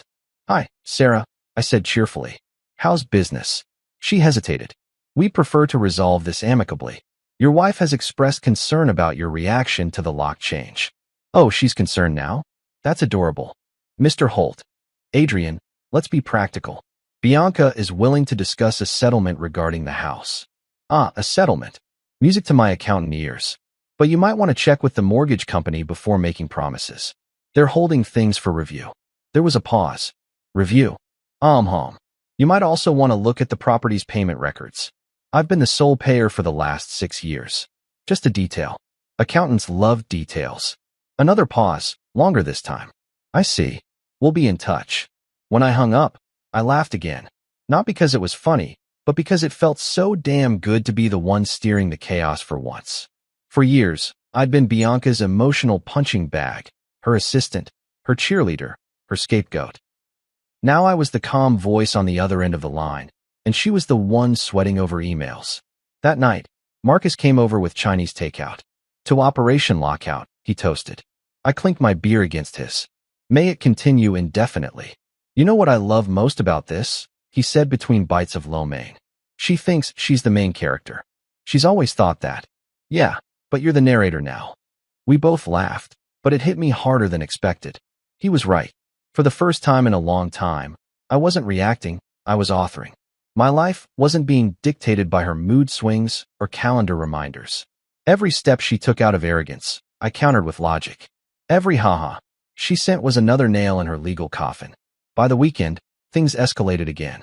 She tried showing up at my office, claiming she just wanted to talk. My receptionist, bless her nosy heart, texted me the moment Bianca walked in wearing sunglasses and drama. I slipped out the back door like a magician. By the time she realized I was gone, I'd already emailed Marcus. She's escalating to field visits. He replied, perfect. We'll add stalking to the list. You'd think I'd feel guilty, but I didn't. For years, she'd guilt-tripped me over every tiny thing, spending time with friends, watching sports, even napping. Do you ever do anything productive? She'd ask. Yeah, Bianca, I do. Just took me 10 years to start. A few nights later, while organizing some paperwork, I stumbled on a photo from our first year together. We were on a rooftop, laughing, holding champagne, still pretending we were in love. I stared at it for a long time. I didn't hate that version of us. I just pitied it. We were both pretending to be people we weren't. She wanted a husband who worshipped her. I wanted a wife who didn't treat marriage like a marketing campaign. Neither of us got what we wanted, but I was the only one humble enough to adapt. The next morning, I got the call that changed everything. Marcus's voice was practically humming with glee. The mortgage company froze her access. She can't refinance, can't sell, can't even list the property. I nearly dropped my coffee. You're kidding. Nope. She's locked out of the house and the account. Irony just called. It's asking for a tip. For a full minute, I couldn't stop laughing. The image of her standing in that pristine marble kitchen, holding her designer phone, realizing she'd trapped herself. It was poetic. All that control, all that power, and she'd used it to box herself in. That night, I celebrated with a steak dinner and a quiet sense of satisfaction. Not revenge, exactly, more like balance. The universe had finally equalized the equation. And as I sat there, fork in hand, music low, lights dim, I realized I didn't even hate her anymore. You can't hate someone who's already destroyed themselves trying to destroy you. I poured another drink, raised the glass to no one in particular, and said, here's to locks, laughter, and late-night karma. Because sometimes, victory doesn't roar, it chuckles. There's a certain smell every office has. A combination of burnt coffee, recycled air, and bad decisions. The mediation room smelled exactly like that, plus an undertone of smugness that could only come from my soon-to-be ex-wife, Bianca Rivera Holt. It was Judgment Day, and the conference table was our battlefield. I walked in carrying a binder thick enough to qualify as a weapon, while she strutted in wearing a $2,000 suit and her trademark, I own the room, expression. Behind her were her parents, Martin and Clarissa, dressed like backup dancers for a condescension-themed musical. Her lawyer, some guy named Todd who looked like he'd been born in a blazer, stood and offered me a polite smile. Mr. Holt, he said, thank you for being here. I nodded. Trust me, I wouldn't miss this for the world. I've been emotionally RSVPing for years. Then there was Marcus, my lawyer, my best friend, and the only man alive who could read a courtroom the way Gordon Ramsay reads a raw steak. He dropped his briefcase on the table with a satisfying thunk, looked Bianca dead in the eye, and said, let's begin. Bianca sat down first, crossing her legs like she was auditioning for a perfume commercial. Adrian, she said, voice smooth but dripping with disdain. I really wish it hadn't come to this. Oh, same, I said, flipping open my binder. I thought we'd go another few months before you tried to turn my life into a corporate hostile takeover. Clarissa gasped softly, clutching her pearls, because of course she wore pearls. Martin just glared like a man who thought anger counted as an argument. Todd cleared his throat. Let's try to remain civil. We're here to reach an amicable solution. Amicable? Marcus echoed, smirking. Todd, she changed the locks and stole the dog. We're well past amicable. This is gladiator court with better lighting. Todd adjusted his tie. We're simply here to discuss asset distribution. Perfect, I said, handing over a printed spreadsheet with tabs. Let's distribute. Bianca's eyes narrowed. What is this? Evidence, Marcus said casually. 14 years worth of payments, transfers, renovations, and oh, that small thing called the mortgage, all paid from Mr. Holt's account. I watched the color drain from her face like someone had just unplugged her confidence. She tried to laugh it off. Please. We shared everything. It was joint. Joint, Marcus said, flipping to a page. That's interesting because your name doesn't appear on a single payment statement. Not one. He slid the papers across the table like a blackjack dealer with receipts instead of cards. Todd skimmed through, frowning. We'll need time to verify. Oh, take all the time you need, Marcus said, leaning back. We've got copies, bank statements, and transaction histories dating back to the day they bought the house. You'll notice that every financial thread leads straight to my client. Bianca's lips tightened. This is absurd. Marcus raised an eyebrow. You know what's absurd? Locking a man out of the home he's been paying for while bragging about empowerment on Instagram. Clarissa jumped in like the self-appointed queen of bad timing. Bianca, don't let him get to you. He's just bitter. Actually, I said, smiling, I'm surprisingly well-rested. The room went quiet except for the faint hum of the overhead lights. Todd adjusted his glasses. Let's be practical. Mrs. Rivera-Holt's company, Rivera Strategies, was built during the marriage. Surely, Mr. Holt benefited from that success. Marcus laughed so hard I thought he might choke. Oh, you mean the company that funneled personal expenses under corporate write-offs? The one that claimed luxury handbags as brand investments? Yeah, we've got spreadsheets on that too. Bianca's head snapped toward him. You had no right to access my business records. Marcus smiled calmly. Actually, your husband did. Joint accounts, remember? Transparency clause in your company's original partnership filing. You might have read it if you hadn't been too busy labeling folders with motivational quotes. Even Todd had to swallow a smirk. Bianca looked like she wanted to throw something. You're pathetic, she hissed at me, dragging this into the mud like some petty accountant. Oh, honey, I said, leaning forward. I'm not dragging it. I'm itemizing it. Clarissa gasped again, probably out of habit. Martin slammed his hand on the table. This is ridiculous. Family doesn't keep score. Marcus tilted his head. Then why is your daughter charging her husband rent? You could have heard a pin drop. The silence was so thick you could butter it.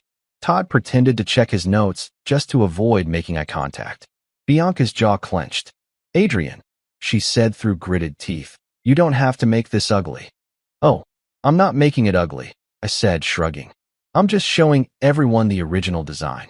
That's when Marcus stood and began pacing slowly, like a lion that knew the meal was already dead. Your Honor, he caught himself and grinned. Sorry, force of habit. Gentlemen, ladies, what we have here is a clear case of financial exploitation. My client has provided not only monetary support, but also unpaid labor as house manager, maintenance worker, and accountant. For over a decade, he handled every bill, repair, and expense while Mrs. Rivera-Holt publicly presented the property, his investment, as her own achievement. Now she's attempting to exclude him entirely. I'd call that unethical. The law calls it something else. Todd squirmed. There's no need for theatrics. Marcus smiled. Buddy, this is the theater. And my guy here's the headliner. Bianca glared at me. You're enjoying this, aren't you? I met her gaze. Not enjoying. Just appreciating symmetry. She scoffed. You think you've won because you brought paperwork? Please. You're nothing without me. Oh, absolutely, I said. I'm just the guy who's nothing paid for your everything. Even Todd coughed at that one. Clarissa leaned in. Bianca, maybe we should settle. Mother, Bianca snapped. Don't start. But it was too late. Marcus had already pulled out the next bomb, the text message. The infamous lock-changing declaration of war. He projected it on the screen for everyone to see. I changed all the locks. You don't have a home anymore. Let's see how brave you are now. Haha. Todd's face went pale. Oh God. Marcus grinned. Textbook intent to exclude. My personal favorite. Bianca's voice cracked for the first time. That was taken out of context. Marcus crossed his arms. I'm sorry, what's the context for haha after eviction? I almost felt bad for her. Almost. But then I remembered every time she'd humiliated me at dinner parties, every lecture about gratitude, every smirk when her parents implied I wasn't good enough. That empathy evaporated faster than her credibility. Todd tried one last Hail Mary. Perhaps we could consider a buyout? Marcus glanced at me. Half the property value, minimum. Plus legal fees. Bianca scoffed. You're insane. No, Marcus said, grinning. I'm caffeinated. Then I spoke, my voice steady and calm. Look, Bianca, this doesn't have to be complicated. You wanted control. Fine. Keep your name on your empire, your Instagram, your public image. But the numbers don't lie. I own half. You know it. Your lawyer knows it. And deep down, your parents know it too. Clarissa opened her mouth, but Marcus held up a hand. Ma'am, please. Let the math speak. Bianca slammed her pen down. You're pathetic, Adrian. Maybe, I said, smiling faintly. But I'm also patient. And patience compounds like interest. Todd sighed, defeated. We'll review the offer. Marcus nodded. Take your time. We'll be waiting, with calculators. As they gathered their papers, Martin muttered, This isn't over. I smiled. Oh, it's over. You just haven't updated your files yet. Bianca stood, straightened her suit, and looked down at me like she still believed she held the upper hand. You'll regret embarrassing me, she said. Bianca, I said, standing too. I didn't embarrass you. I just stopped doing it for free. Her jaw tightened. For a moment, I thought she might actually hit me with her purse.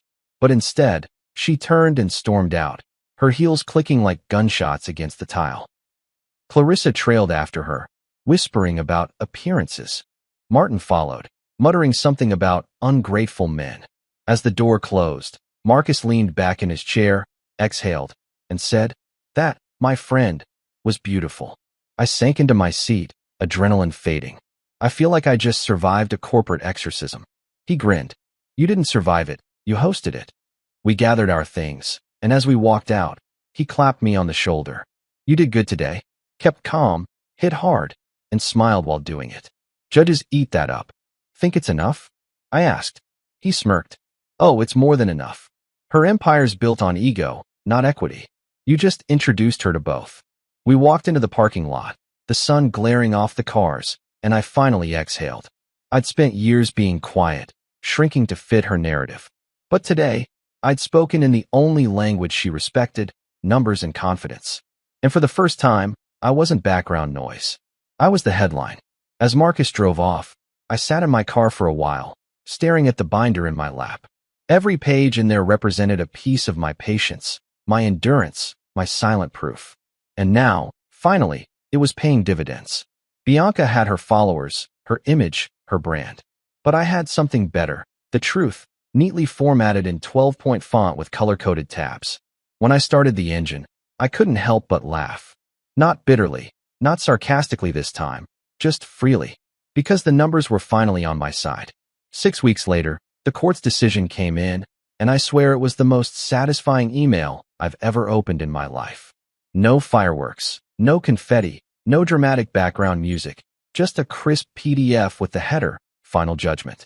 I clicked it open and read the line that made every sleepless night worth it.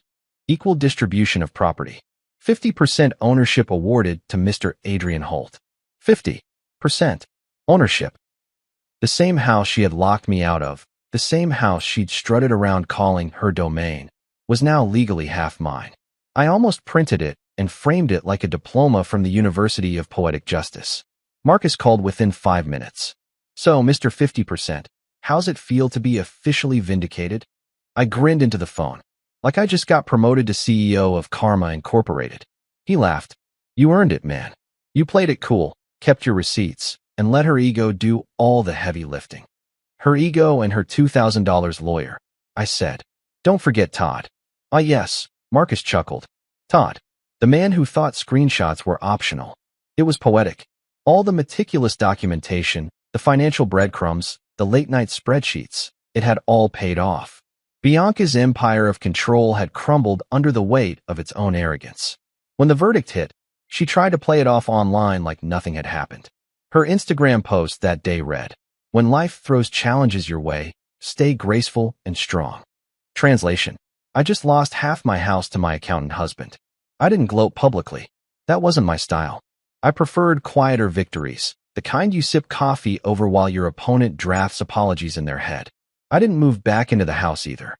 I could have legally, but I didn't want it anymore.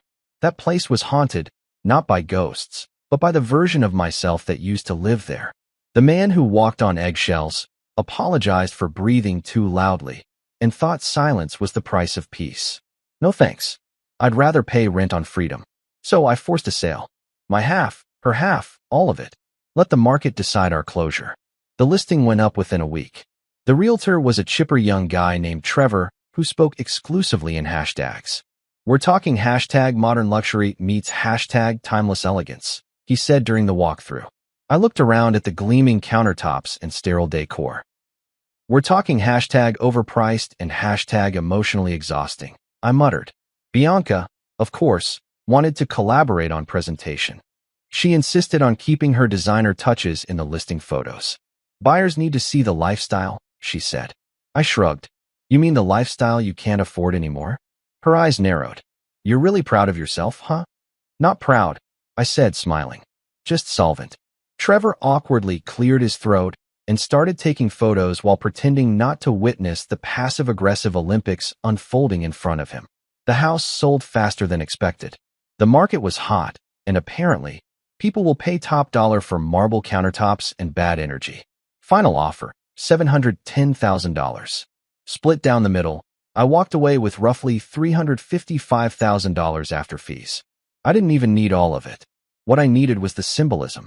Every dollar felt like a refund for years of unpaid emotional labor. Bianca didn't take it so gracefully. She texted me after closing day. You really think money fixes everything? I stared at the message for a long moment before replying.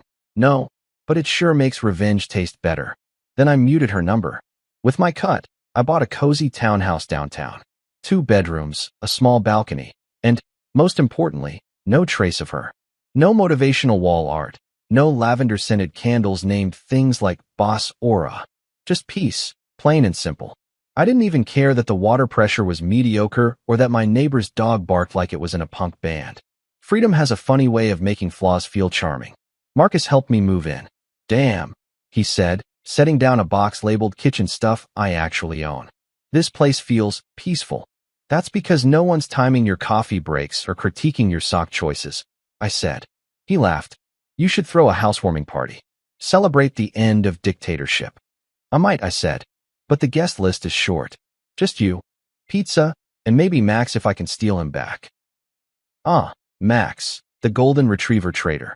I hadn't seen him since the lockout, but rumor had it Bianca still paraded him around like a PR prop. I figured he deserved better. One day, I'd fix that too. A week later, I got an email from the realtor. Congratulations, sale finalized. Attached were the closing documents. I stared at them, the digital signatures, the wire transfer confirmation. It was over. The empire was dismantled, the assets split, the war officially won. And for the first time in years, I exhaled without feeling like I owed anyone an explanation. To celebrate, I did something revolutionary. Nothing. I didn't go out, didn't post, didn't brag. I sat on my couch, cracked open a beer, and watched reruns of The Office in total silence. It was bliss. A few days later, Marcus called again. Guess who just filed for another business loan? Let me guess, I said. Queen bankruptcy herself? Bingo. Rivera Strategies is trying to rebrand after the, quote, personal challenges of recent months. I laughed. Rebrand. She's acting like she survived a stock market crash, not a divorce she caused. Ego's a hell of a drug, Marcus said. But don't worry. She'll implode faster than her cash flow. He wasn't wrong. Within a month, Bianca's carefully curated image started to unravel. Clients backed out, sponsorships dried up, and her once-daily posts turned into motivational quotes about new beginnings and healing through hustle. Translation, no one was hiring her. Even Clarissa and Martin were forced to downsize to a retirement condo with creaky floors and zero marble. Karma had gone full accountant. It balanced every account. I didn't wish her ill. I just didn't wish her anything. Indifference is the quietest form of revenge, and man, it's powerful. One afternoon, while walking past a cafe downtown, I spotted her through the window. She was sitting alone, scrolling on her phone with that same tight smile she used to wear when pretending to be fine. For a split second, our eyes met. She froze. I raised my coffee cup in a mock toast, then walked away. No words, no confrontation. Just numbers speaking louder than tears. Later that night, I got a text from her. We could have worked it out. I stared at it for a while, then replied, yeah, but then I'd still be miserable. And I'm kind of booked for peace right now. She didn't answer after that. Probably too busy convincing herself she was the hero of her own tragedy. The next morning, I sat on my balcony, watching the city wake up. Cars honked, people hustled, and for once, I wasn't in a rush. I brewed my own coffee, strong, bitter, and perfectly mine, and looked around my little townhouse. No sterile marble, no curated perfection, no ambient scent of manipulation. Just me, my mess, and my music. I realized that freedom doesn't feel like fireworks. It feels like silence that doesn't hurt anymore. Marcus texted me later that morning. So, What's next for the newly liberated Adrian Holt? I replied, therapy, gym, and maybe a dog that doesn't get used for photo ops. He sent back a laughing emoji. Proud of you, man. You pulled off the cleanest breakup in history. Yeah, I typed. Guess numbers really do speak louder than tears. I spent the afternoon setting up my workspace. Just a simple desk, my laptop, and a framed quote I found at a thrift store. Success is the best apology. I wasn't chasing revenge anymore. I was chasing peace. But every once in a while, I'd glance at my spreadsheets, the same ones that started it all, and smile. They weren't just financial records anymore. They were my story. Proof that even when people underestimate you, facts don't. And the numbers? They never lied. They whispered freedom in formulas, closure in cell references, and quiet vindication in clean balances. Bianca had always believed emotions were weakness. She never realized that math was the purest form of emotion, precise, fair, and completely unforgiving. The house, her brand, her image. They were all numbers now. Debits, credits, losses, assets. All reduced to data in a story I'd already closed the books on. That night, as I locked the door to my new home, I caught my reflection in the glass. I looked older, sure, but lighter, happier, like a man who'd finally audited his own life and written off the bad investments. I raised my beer, looked around at the quiet room, and said softly, to balance sheets and better beginnings. Because at the end of the day, the numbers had done what tears never could. They told the truth. And for the first time in a long time, the math added up in my favor. The day the wire transfer hit my account, I swear I heard angels singing, or maybe that was just the sound of my bank app updating. Either way, it was the sweetest melody I'd ever heard. $355,000. Crisp, clean, indisputable. The final payout from the house Bianca once called our legacy. Turns out our legacy had great resale value. I sat there in my new townhouse, coffee mug in hand, staring at the notification like it was the Mona Lisa of closure. No confetti, no champagne, just peace, and a balance high enough to make my past feel like a bad investment I'd finally recouped. Marcus called the second I screenshotted it. It's in, isn't it? He asked, voice smug as hell. Just hit, I said, grinning. I'm officially solvent, single, and sanctified. He laughed. Sanctified? Yeah, I said. You try surviving 6 years of Bianca and tell me it's not a religious experience. We both laughed for a solid minute before he said, so what's the first purchase, Mr. Moneybags? Ferrari? Jet ski? Revenge blimp? I sipped my coffee. Nope. Peace. Maybe a new toaster. Mine's been through too much emotional trauma. God, you're boring, he said. Yeah, but I'm boring with equity now. That afternoon, I did something radical. I went for a walk with zero purpose. No errands, no appointments, no passive-aggressive text messages waiting for me. Just air. The sun hit different when you weren't carrying emotional debt. I walked past the high-end boutiques Bianca used to drag me into. Those marble temples of insecurity where she'd buy $800 blazers to feel powerful. I used to sit on those uncomfortable little chairs near the dressing room, scrolling through my phone while she asked, does this say success or desperation? The answer was always both. Now I walked past those stores like a man who'd been cured of an addiction. I stopped by a hole-in-the-wall diner instead, ordered a burger, and chatted with the waitress, a woman named Jo with purple hair and zero patience for nonsense. You look like a man who just got out of something messy, she said. Divorce, I replied. She nodded. So freedom fries with that. Make it double. She laughed and slid me a milkshake on the house. I don't know if it was the kindness or the cholesterol, but for the first time in years, I felt human again. When I got home, I walked around my townhouse, still half expecting to hear Bianca's heels clicking or her voice reminding me that the living room pillows weren't symmetrical enough for guests. The silence was golden. I'd decorated the place myself, minimal but warm, with colors that actually existed in nature.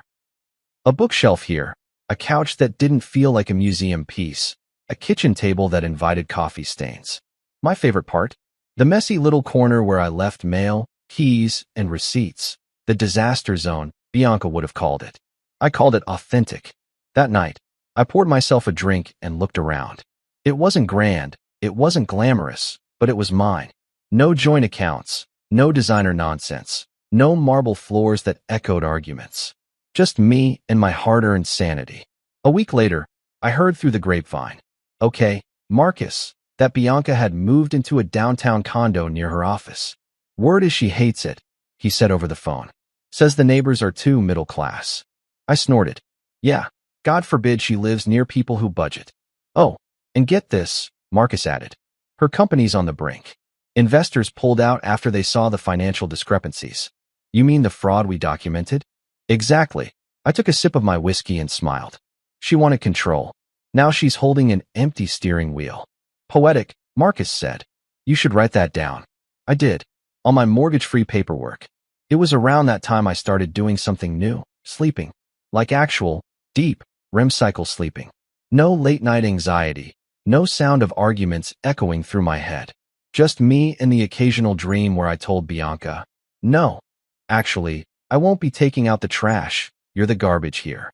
A few weeks later, I decided to treat myself. I went furniture shopping, which felt strange after years of living in a showroom curated by Her Highness. I walked into a store called Comfy & Company, where the saleswoman asked, "What kind of vibe are you going for?" "Peaceful," I said, "preferably with lumbar support." She smiled. "So, recently divorced? Is it that obvious?" "You guys always buy recliners," she said. "Like it's a rite of passage." "Yeah, well," I said, testing out a chair. "This one reclines without judgment. I'll take it." A few days later, I sat in that recliner, eating takeout straight from the container, watching bad reality TV, and feeling like I'd ascended to a higher plane of existence. Bianca used to call shows like Married at First Sight intellectual junk food. I called them research. It wasn't all sunshine, though. Every now and then, nostalgia tried to sneak in. I'd see a couple holding hands on the street or catch a whiff of her old perfume at the grocery store, and for a split second, I'd feel that familiar ache. But then I'd remember the lock-changing text, the arrogance, the endless criticism, and suddenly that ache would vanish faster than her sense of accountability. A few days later, I got another text from her. I almost laughed when I saw the name pop up. "Bianca, we could have worked it out," she wrote. I stared at it for a long minute, then typed back, "You mean if I kept paying while you kept pretending?" No reply, just the typing dots that came and went like a ghost trying to haunt me. Later that week, I ran into Clarissa, yes, the mother-in-law from Purgatory, at a fancy grocery store. She spotted me near the organic produce section and froze like I was a tax auditor. "Adrian," she said, recovering with that fake smile of hers. "You look well." "I am," I said. "Very." She hesitated, clearly searching for an insult disguised as a compliment. "Bianca's had a tough time, you know. Divorce takes a toll." "Yeah," I said, grabbing a bag of apples. "On both parties. One just happens to bounce back faster." Her lips twitched. "You were always so analytical." "It's a gift," I said. "Keeps me from marrying another sociopath." I left her standing there, probably calculating how to spin that into a family scandal. By month 2, I'd fully adjusted to my new life. My mornings were quiet, my nights peaceful, and my bank account glorious. I even started painting again, something I hadn't done since before the marriage. Nothing fancy, just abstract stuff, splashes of color that felt like therapy. Marcus came over one night, saw the canvas in progress, and said, "Wow, so this is what healing looks like." "Yeah," I said, smirking. "Messy but valuable." He raised his beer. "To messy but valuable." We clinked bottles, and for the first time in forever, I didn't feel like a man recovering from something. I felt like a man rebuilding something better. Bianca kept trying to reach out now and then. Subtle attempts cloaked in checking in. "Hope you're doing okay. I still have some of your things. Maybe we can talk someday." I ignored every single one. You can't heal from someone while they're still in your inbox. But one night, curiosity got the best of me. I checked her social media. The same woman who once flooded feeds with designer outfits and fake humility was now posting long captions about finding herself and forgiveness. One quote read, "Sometimes we lose everything to gain perspective." I chuckled.